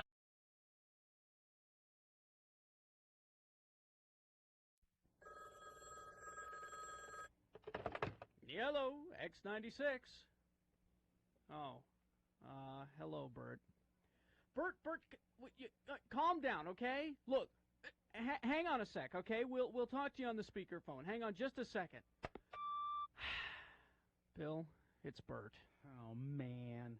Bert, again? That's the third time this week. Come on now, the guy's going through some real tough stuff right now. We may be the only friends he has left. Well, why can't he call and cry to Dom? Dom DeLuise has deserted him, too. I mean, look, let's talk to him. I mean, he's really hurting. Oh, all right. Put him on the speakerphone. Okay. Hi, Bert. It's Carrie and Bill. Hi. How are you? I'm fine. Bet you're real excited about that Cop and a Half movie finally coming out, Bert. Bill, Cop and a Half has been out for a year, and it was a stiff. Bert, I saw that movie. It was great. I bought my own copy. You were great. That kid sucked. Yeah, sorry, Bert. Thank you. Well, hey, how's Lonnie doing? Bill, Lonnie dumped him some time ago. Don't listen to him. She's a lying bitch, Bert. You're better off without her. And she looks like hell. Yeah, she looks like a mortician does her makeup. Yeah, she looks awful, Bert. Not like you. You look great these days. Yeah. Saw you on Evening Shade the other night, Bert. Hey, you doing something different to your hair?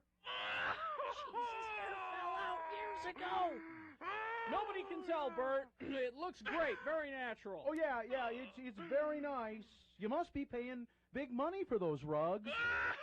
Oh, listen, Bert, I'm real sorry. I mean, you call us up so that we can cheer you up, and, well, I just don't think we're doing a very good job. No. Bert, is there another old friend that you can call? I know, Bert. You ought to call Dinah. What's Dinah Shore doing?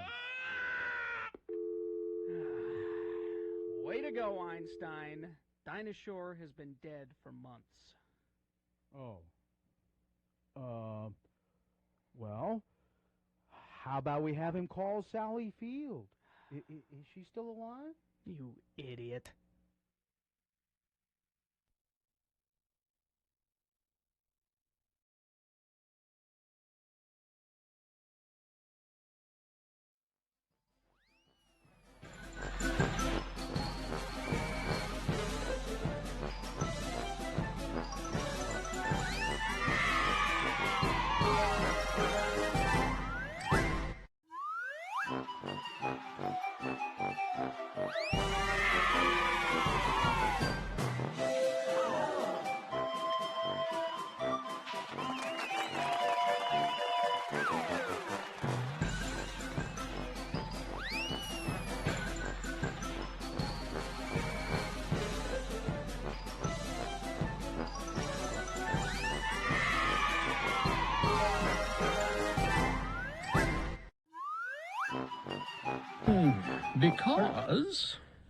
Because we think it's high time Devo was inducted into the Rock and Roll Hall of Fame. They've been nominated before.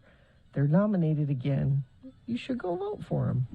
There's a lot of very worthy bands there that need to be in.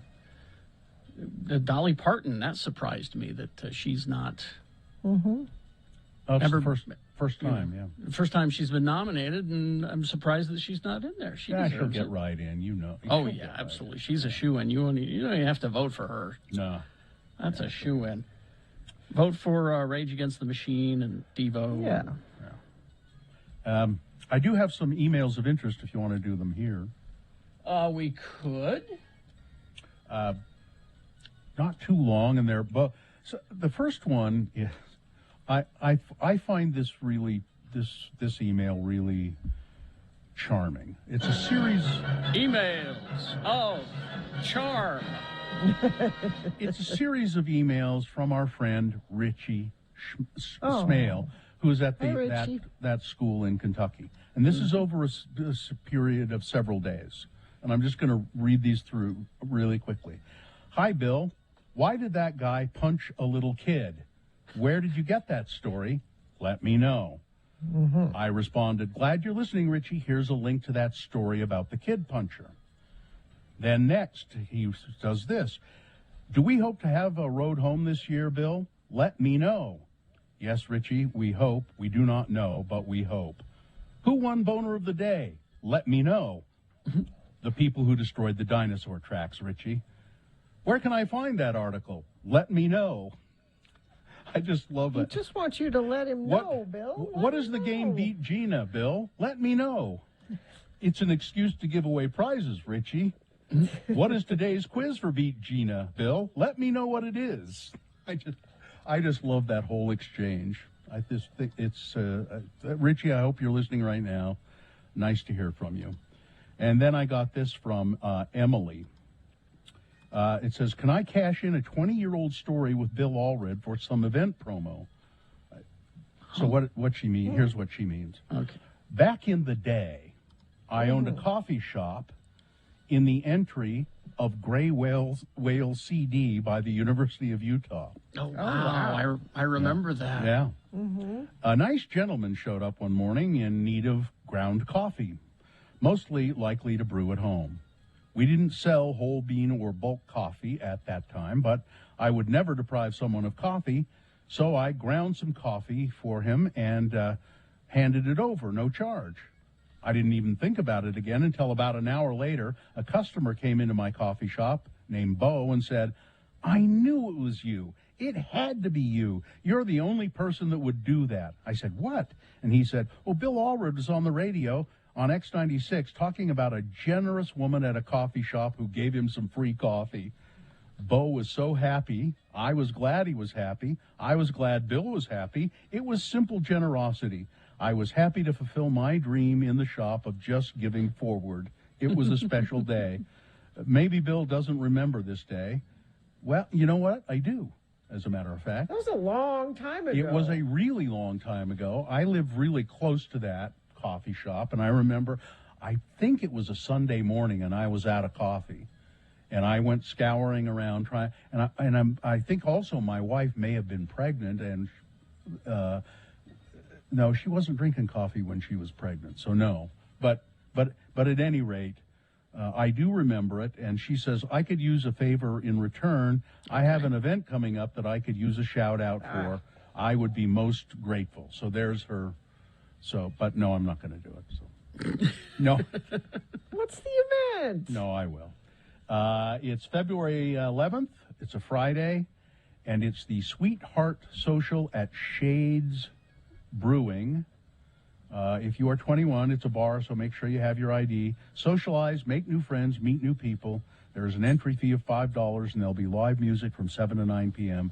Shades Brewing offers a vast drink and food menu, 366 South State Street, upstairs. So, there you go. Pay you back right there. Yeah, see? All right. It took a while, but the accounts are settled. 20 years. Emails of favors.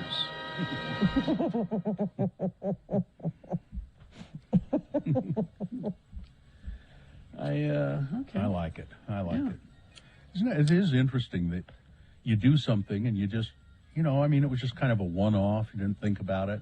And when I first read that email, I didn't remember it. But now I read it for a second time. I went, oh, it's coming back to. And you made me remember it, Carrie, because you said, oh, yeah, that gray whale. And it just sort of focused it for me. And I was in that old house. It was where I used to go sell CDs to buy food. Gina, Gina. Oh, no. Well, everybody did it. Everybody did it. Was this between marriages? No, this was longer. This was before marriages. It was before marriages. Yeah. Okay. I was just going to say, you should have been getting alimony, No. Why is it that everyone else You're was able funny. to do that, and I was always caught? Selling selling CDs? Yeah. Well, you couldn't sell the ones that had the little punch mark out of it, or if it had a Exactly. sticker on it. Or a scratch on it. And sometimes they drilled a hole in them. Mm-hmm. Yeah. You know, I always got caught. What They always happened said- when you got caught? They They just just said throw no? them back to me and go, nope. Okay. They won't buy them, yeah. I never tried to do it.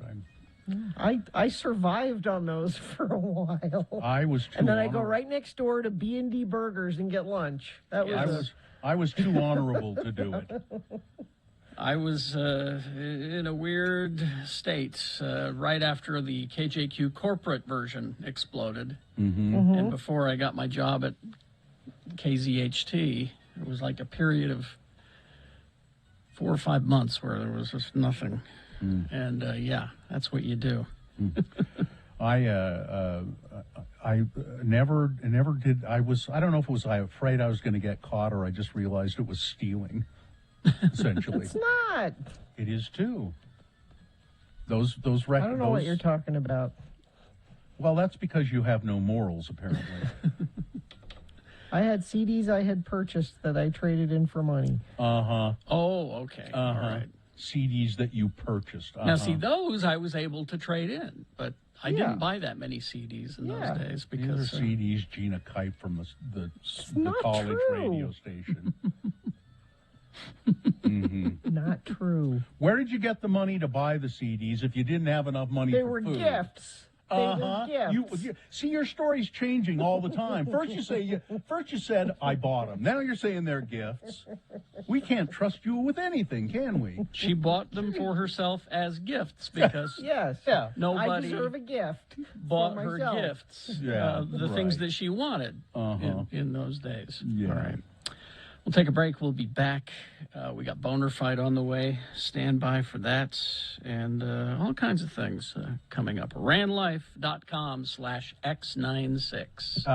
My friends at Ran Life, I've used them, their services. They're a local mortgage company. I've used their services for quite a long time.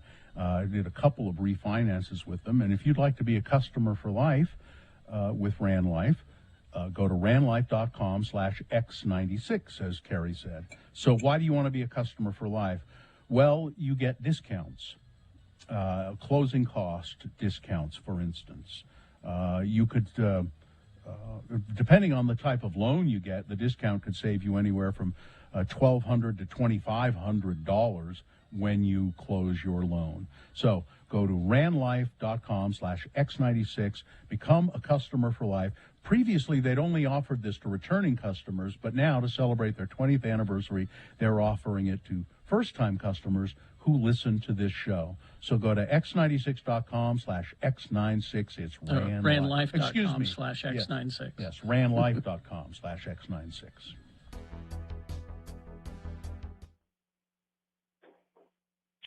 So, I realize I haven't talked a lot about food on the trail, and I'll try to send you some pictures. I've actually taken some pictures of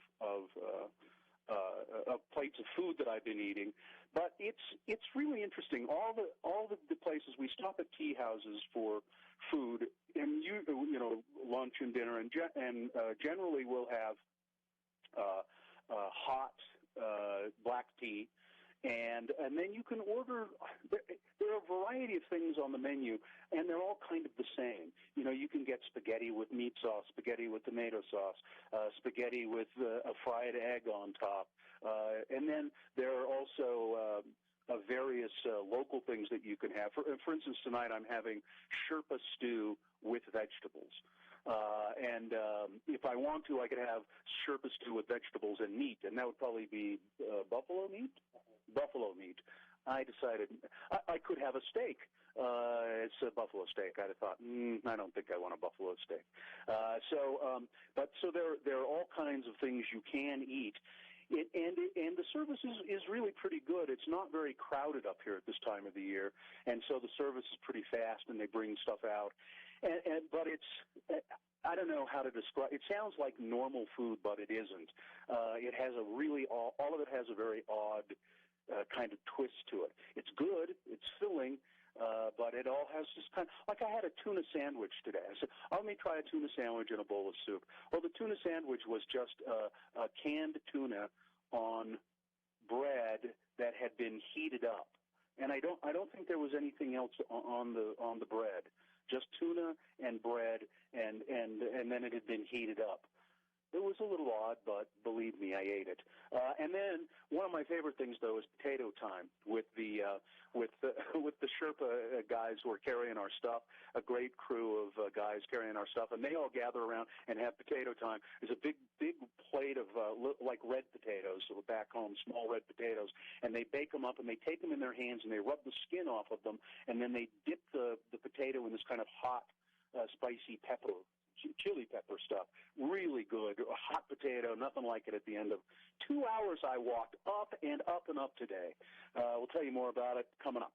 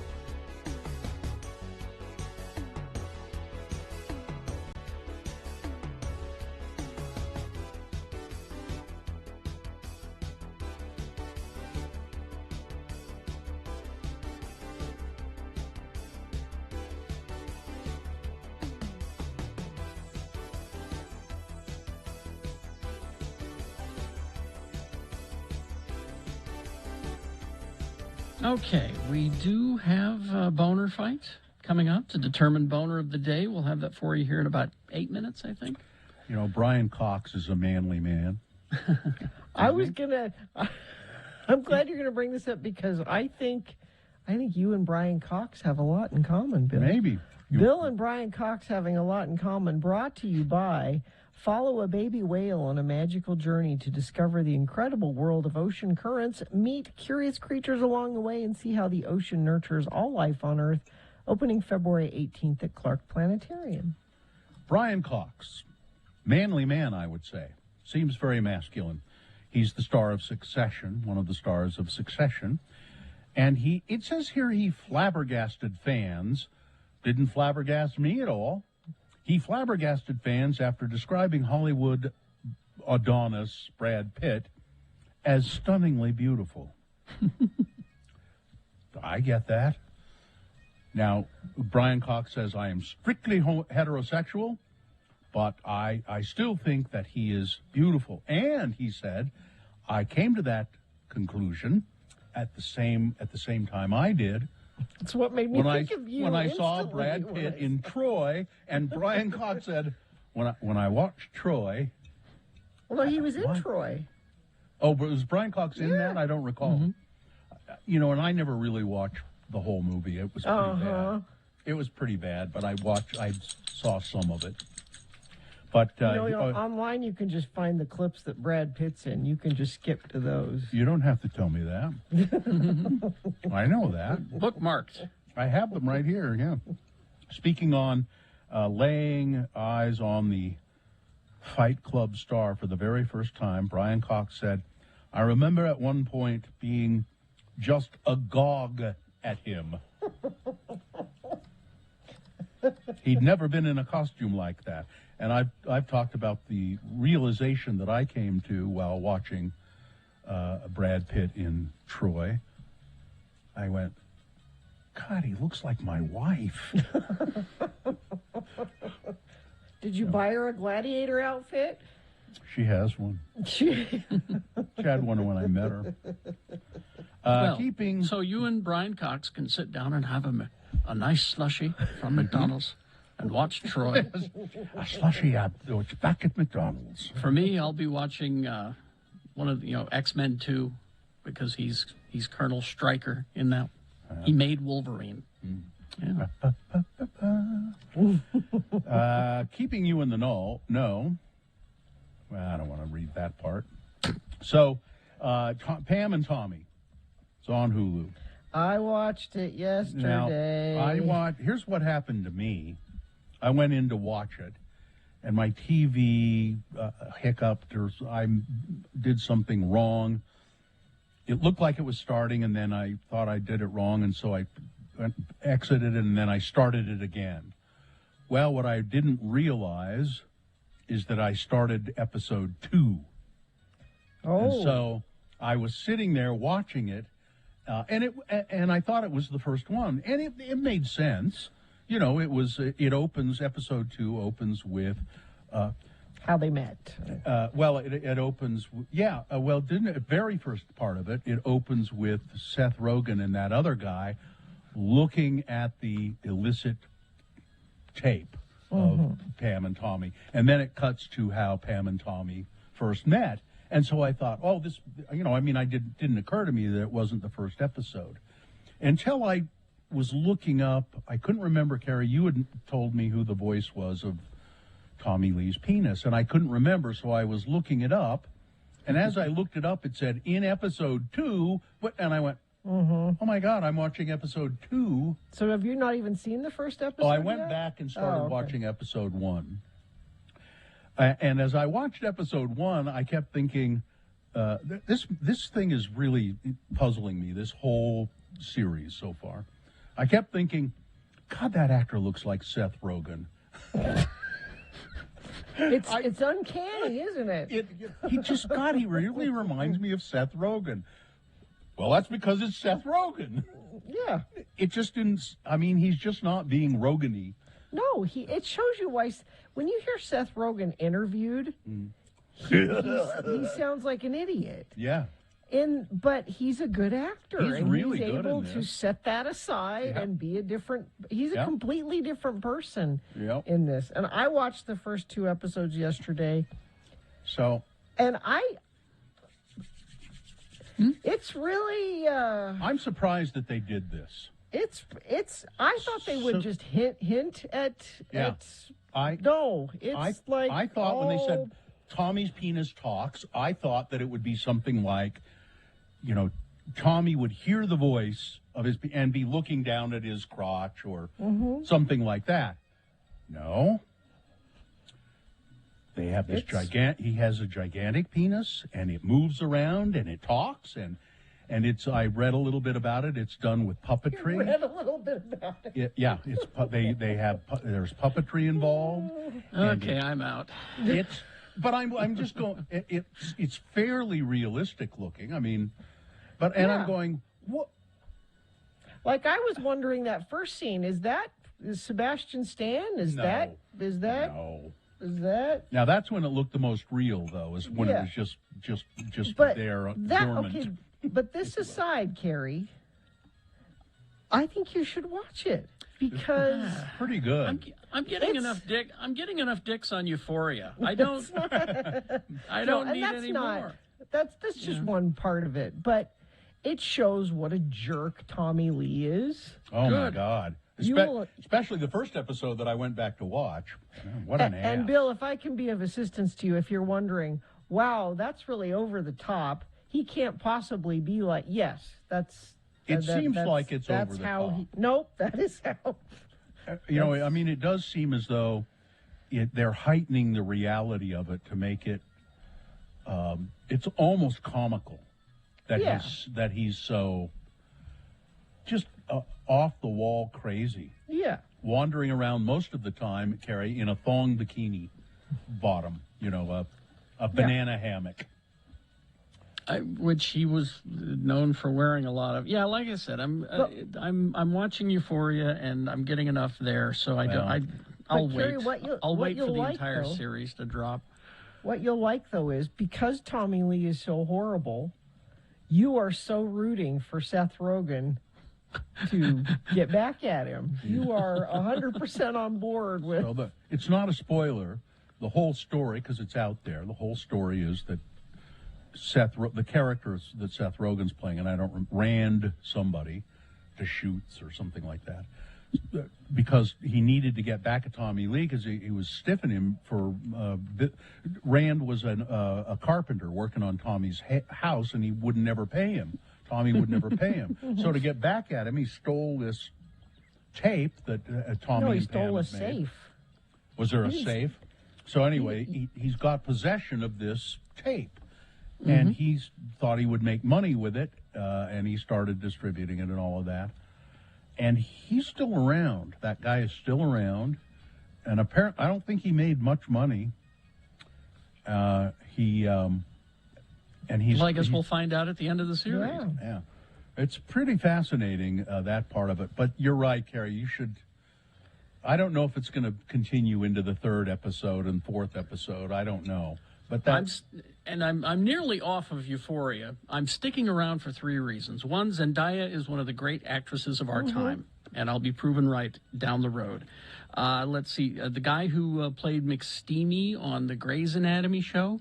Eric I didn't think he was a good actor until I saw him in this because they gave him something to do, and it's got my favorite character, who's a 12-year-old kid named Ashtray.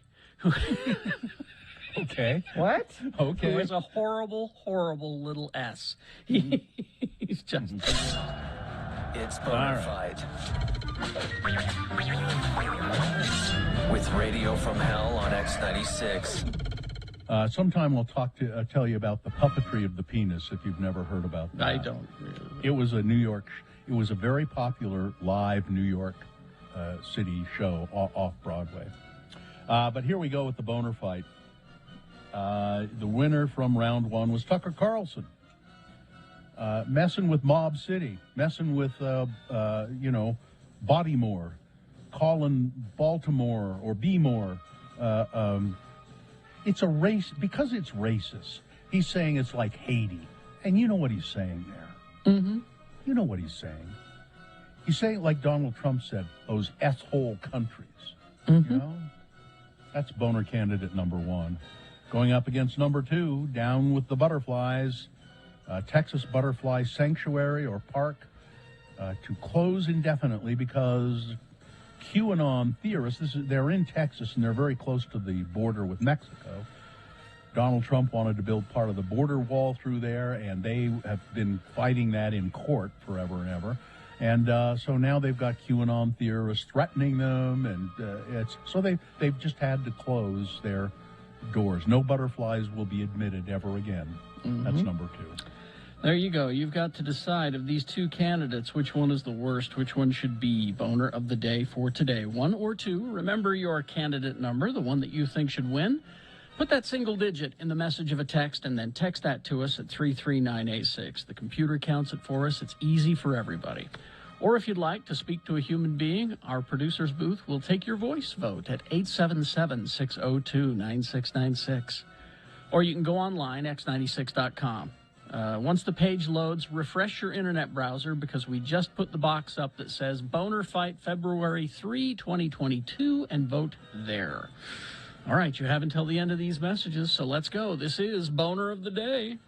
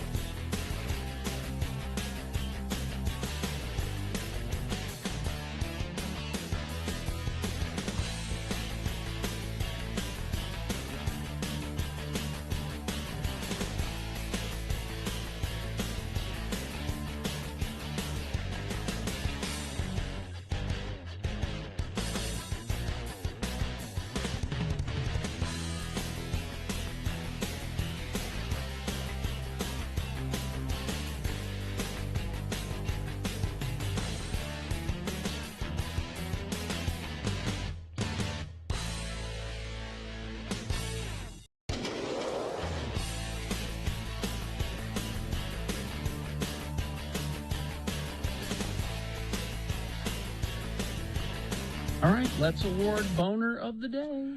And the Boner of the Day is brought to you in part by whatever that delicious chicken rice, and it was like a gravy that was curry flavored. It's a Japanese kind of curry that you buy in little cubes, and then you make it. Oh, it's delicious. And cinnamon bears. And Valentine's Day is the big game of romance. You always go with the best players. That would be Lim Jewelers and their selection of exquisite gemstones. Go team, go to limjewelers.com. Okie dokie, Boner candidate number one, pretty good. Tucker Carlson being racist and cutting down Baltimore, the city of Baltimore. I've never been to Baltimore, but I'd like to go because I remember the scenes in Homicide: Life on the Streets when they would go to the waterfront and eat crabs. And they just you'd sit there at the table, and they have newspaper on the table, and they put these crabs on the newspaper, and they just use mallets and crack them open and eat the crabs. Going against Boner candidate number two, Down with the Butterflies, the Butterfly Sanctuary, fearing for the lives of the workers there in Texas, and so they've had to close down because of QAnon conspirators and Donald Trump supporters. Pretty hard to beat when you're menacing butterflies. That number two wins. That is your winner for today. All right, there it is. That is your Boner of the Day for today, the 3rd of February, 2022. All right, go ahead and hit that, Katie. And the following is a sponsored feature. Let's get Jenna on the phone. Jenna Jackson is with us. She's Nightingale College is Jenna Jackson's domain. And good morning. Hi, Jenna. Morning. We were very stressed out and anxious because we couldn't get a hold of you yesterday, and you couldn't get a hold of us. It made us very stressed. I know. So me too, actually. So what did you do, or what can we do to avoid stress and anxiety? So I think it's really important to remember that stress and anxiety are natural responses in human behavior that protects us from danger. But when these feelings have a tendency of overwhelming us, it can lead to negative health outcomes if we don't know how to properly manage them. So we've all probably heard that exercise, meditation, and breathing techniques can help. But I'd like to share some less talked about ways to help bring a sense of calm back into your life. Okay, because you really can't get rid of stress and anxiety. No. The people, you will experience it. This is ways to make it so that it doesn't just kill you, right? Yeah, it's really about management techniques. It's good that we have stress and anxiety, but we don't want to get rid of it. We actually can't, but we can learn how to manage it. Okay. Go ahead. What do we do? All right. So one of the biggest things is to stay present and avoid that forward-thinking mentality where you think too far into the future. You start worrying about what might happen. And instead of doing that, focusing on the issue at hand, the moment that is right in front of you. The more present you can be, the less worry that you'll experience on a regular basis, and the more able you'll be more able to control that stress and anxiety without letting your mind wander into the future. So staying present is super important. That's what causes me the most anxiety. I do that too. I start thinking, I have an ache in my shoulder or something, or a pain in my shoulder, and I'm going, oh no, my spine is kind of falling apart again, and oh no, and and I start fantasizing about all of these horrible things that can happen, and I shouldn't do that. Yeah, and I mean, same thing happens when we Google any symptom we have, right? It's like you could be fine, or you could already be dead. It's always like worst case scenario. Yeah. So another thing that can really help is to let go of what you can't control, and I can offer some ways on how to do this. It's obviously easier said than done, but with a regular practice, you can get really good at this. Okay. So I recommend answering these 2 questions whenever you're in moments of chaos or stress. Think of one thing that you do have control over, and think of one thing that you are grateful for. So in the midst of chaos and uncertainty, finding gratitude can help to rewire your brain to be more positive and resilient for future chaotic situations. I don't have control over anything. Nothing, huh? No, See, I can't. Once you accept that, you see. Yeah, well, that's true. Then, Yeah. you know. So you're like a toddler, I guess. Yeah, kind of. Yes, Yeah, that's exactly. yeah kind of. Actually, that's true. So I like this next one. Make time to do things that you enjoy. Yep. So this is the same as, think of it as like a meeting with yourself. So scheduling time into your calendar for you is super important, and make sure you're doing something that you enjoy doing. So whether it's a hobby that you used to do that you miss doing, or maybe you like to spend time with your dog or your kids, but find something that brings you joy and schedule it so that you hold yourself accountable for that. No, I do that.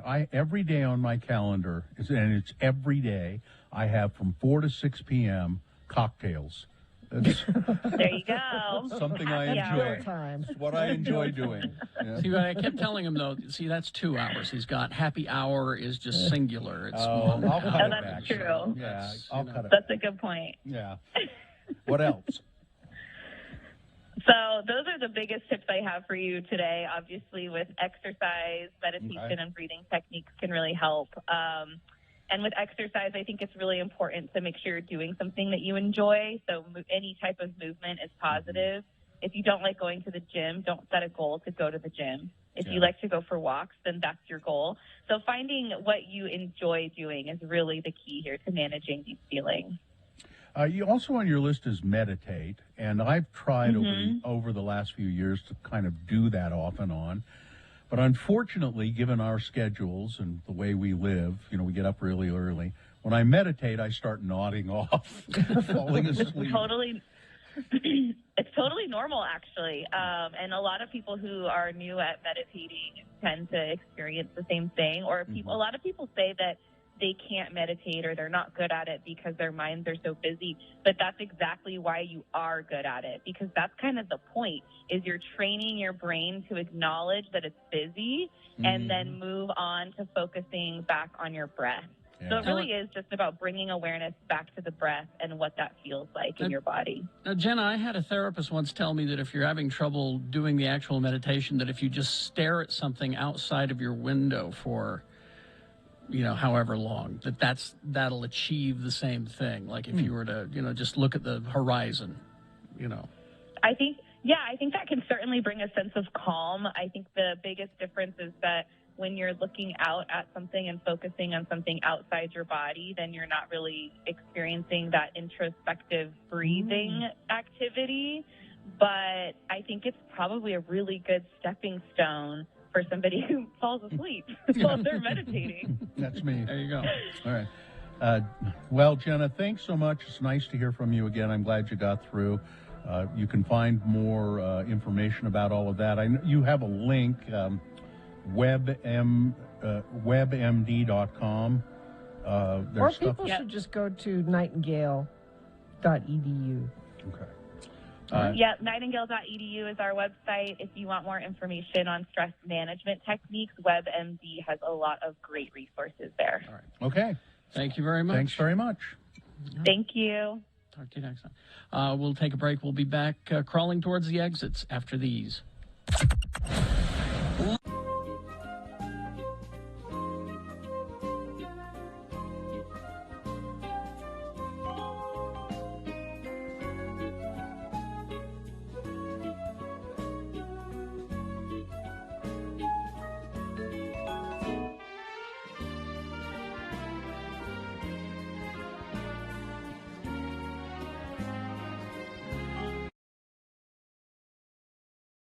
Here's what Carrie and Bill are doing when they're not on the air in the distant future. The year 2525. Oh, hello, boys. Oh, hello there, Chunga. It's about time you showed up. Sorry. Still got about an hour before airtime, though, boys. thought maybe I'd change the brine in your pickle vats before we start the show. Yeah, good idea. Mine's kind of reesty and cloudy. I mean, I can barely see you through the glass. Yeah, and my liquid isn't conducting the electrical impulses I need to blink my eyes. You guys are amazing. I don't know of any other guys in radio who could have lost their bodies to disease, have their heads preserved in vats through the miracle of cryogenic science, and still go on with the show. I bow in the presence of greatness. Yeah, and if I still had an ass, you'd be kissing it right now, buddy. Hey, come on, leave the kid alone. All right. He won't change the brine before we have to go on the air if you keep insulting him. Hey, any word on when our audio animatronic bodies are going to be ready, Chunga? Well, I called Disney and they apologized for the mix-up with the last bodies they sent you boys. But Bill, I thought you looked pretty cool with your head on Little Mermaid body. I wasn't any better off with that body than I am as just a disembodied head in a pickle vat. Who could walk on that tail? Yeah, the Country Bear Jamboree body they sent me was ridiculous. I think Bill and I are going to be much happier when they send the Chip and Dale bodies. God, ain't technology wonderful? You said it, brother. Only here in the year 2525 could two disembodied heads kept alive in pickle vats do a radio show. And still come out to be about number 15 in the ratings. Do you guys mind if I wait to change your fluid? I gotta go to the head. The head. Real funny. What a comedian. What? Oh, nothing. Hey, watch out. You're jostling my back. Out! Help, pick me up. I'm going to die. Hey, now maybe I can get a full-time gig on the Radio from Hell show. I knew someday I'd get ahead. Get ahead. Now that's funny, Chunga. Funny.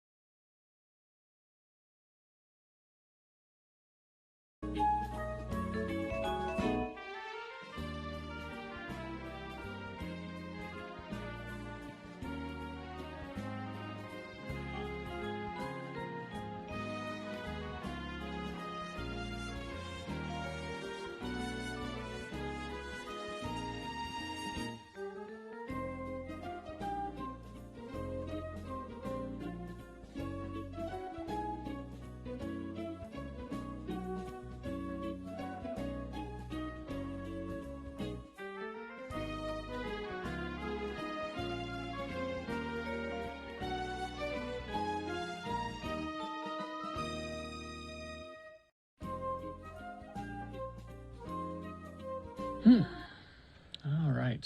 9:49. So, Yes?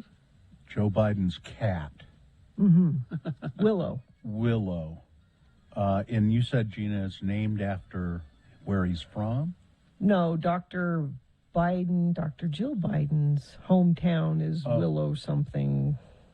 Oh, I was looking for Willow, because I think Joe Biden was born in, he's from, he's most associated with He's Delaware. from Pennsylvania. Yeah, he was born in Pennsylvania.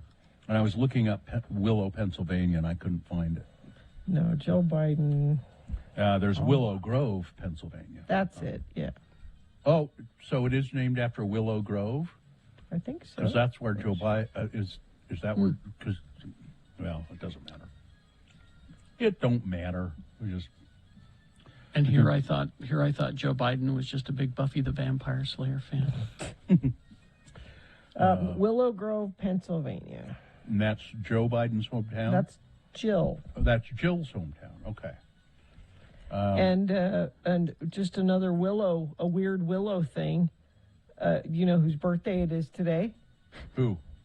Warwick Davis. He's 52 today. It is. It's a weird Willow. Whoa.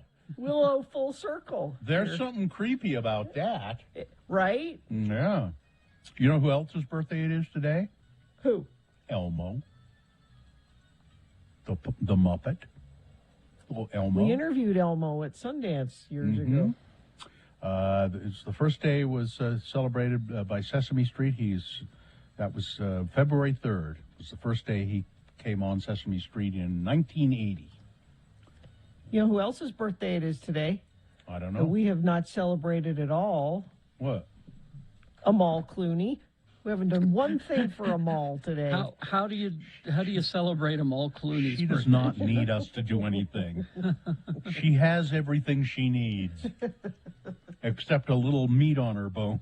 She could stand that. She's beautiful. She doesn't need that. It's National Carrot Cake Day. Ooh.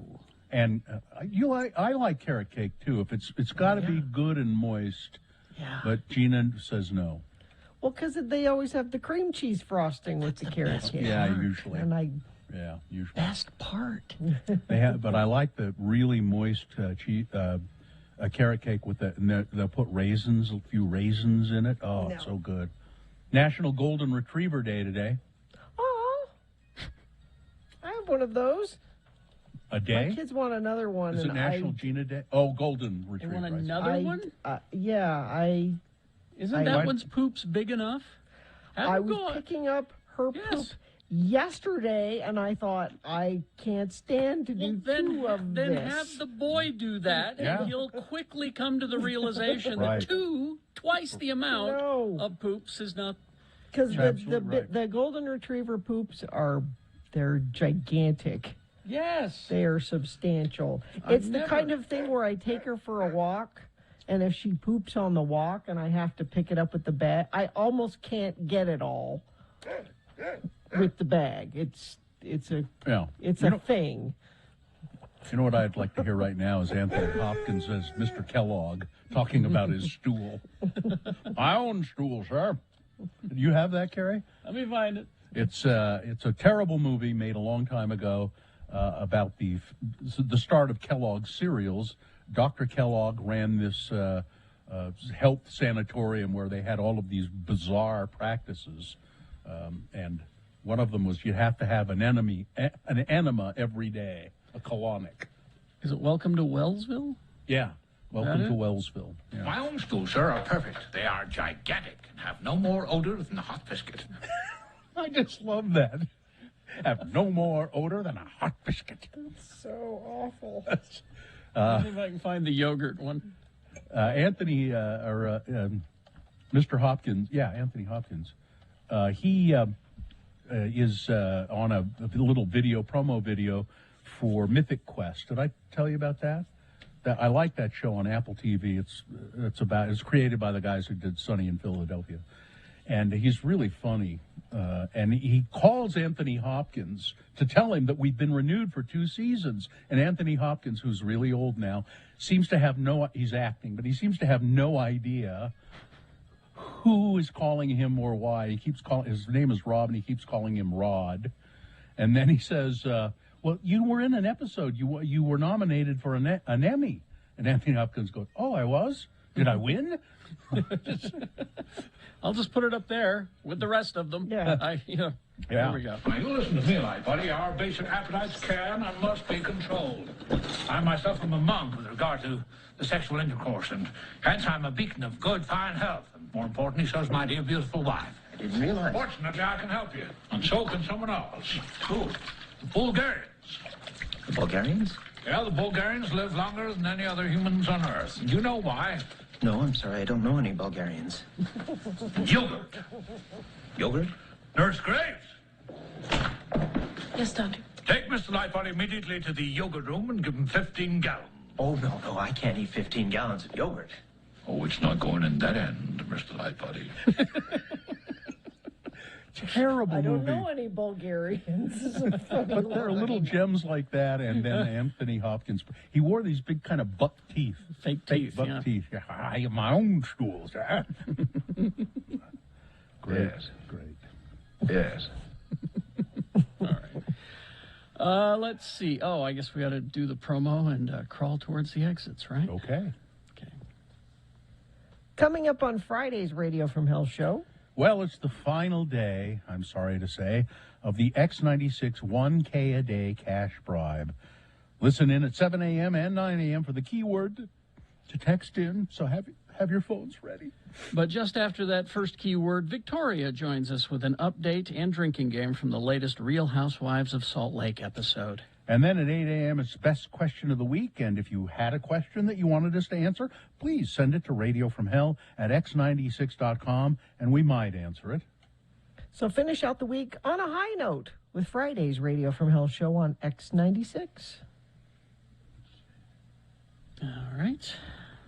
We get everything? I think. Let me make sure that we didn't. Tom Brady is still retired. He's still retired? Yeah. You just checked? I just checked. Still retired. New York University has launched a course about Taylor Swift. Huh. Gina Duran has an NFT collection. What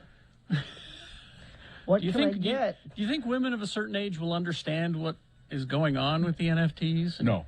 I didn't think yeah, so. these two things might not go together very well. Yeah. Let's see. People prefer interacting with female robots. Given the choice? In the hotel industry specifically. So like a robot with a female voice, essentially. Yeah.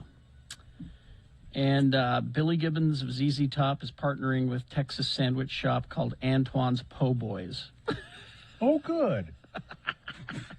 The Gibbons sandwich features a signature Whisker Bomb pepper sauce fried green tomato sandwich called the Whisker Bomb Po' Boy. So there you go. It's full of beard hair. It's whiskers in the title. No, thank you. I'm not having one. No. All right. I think we're good. Are we? Yeah. Mm-hmm. All right. Fine job as always, Katie. Live long and prosper, bitches. Don't you know who I am? I will not stand by and have you besmirch curling. Yes. Don't do it. Corey is next.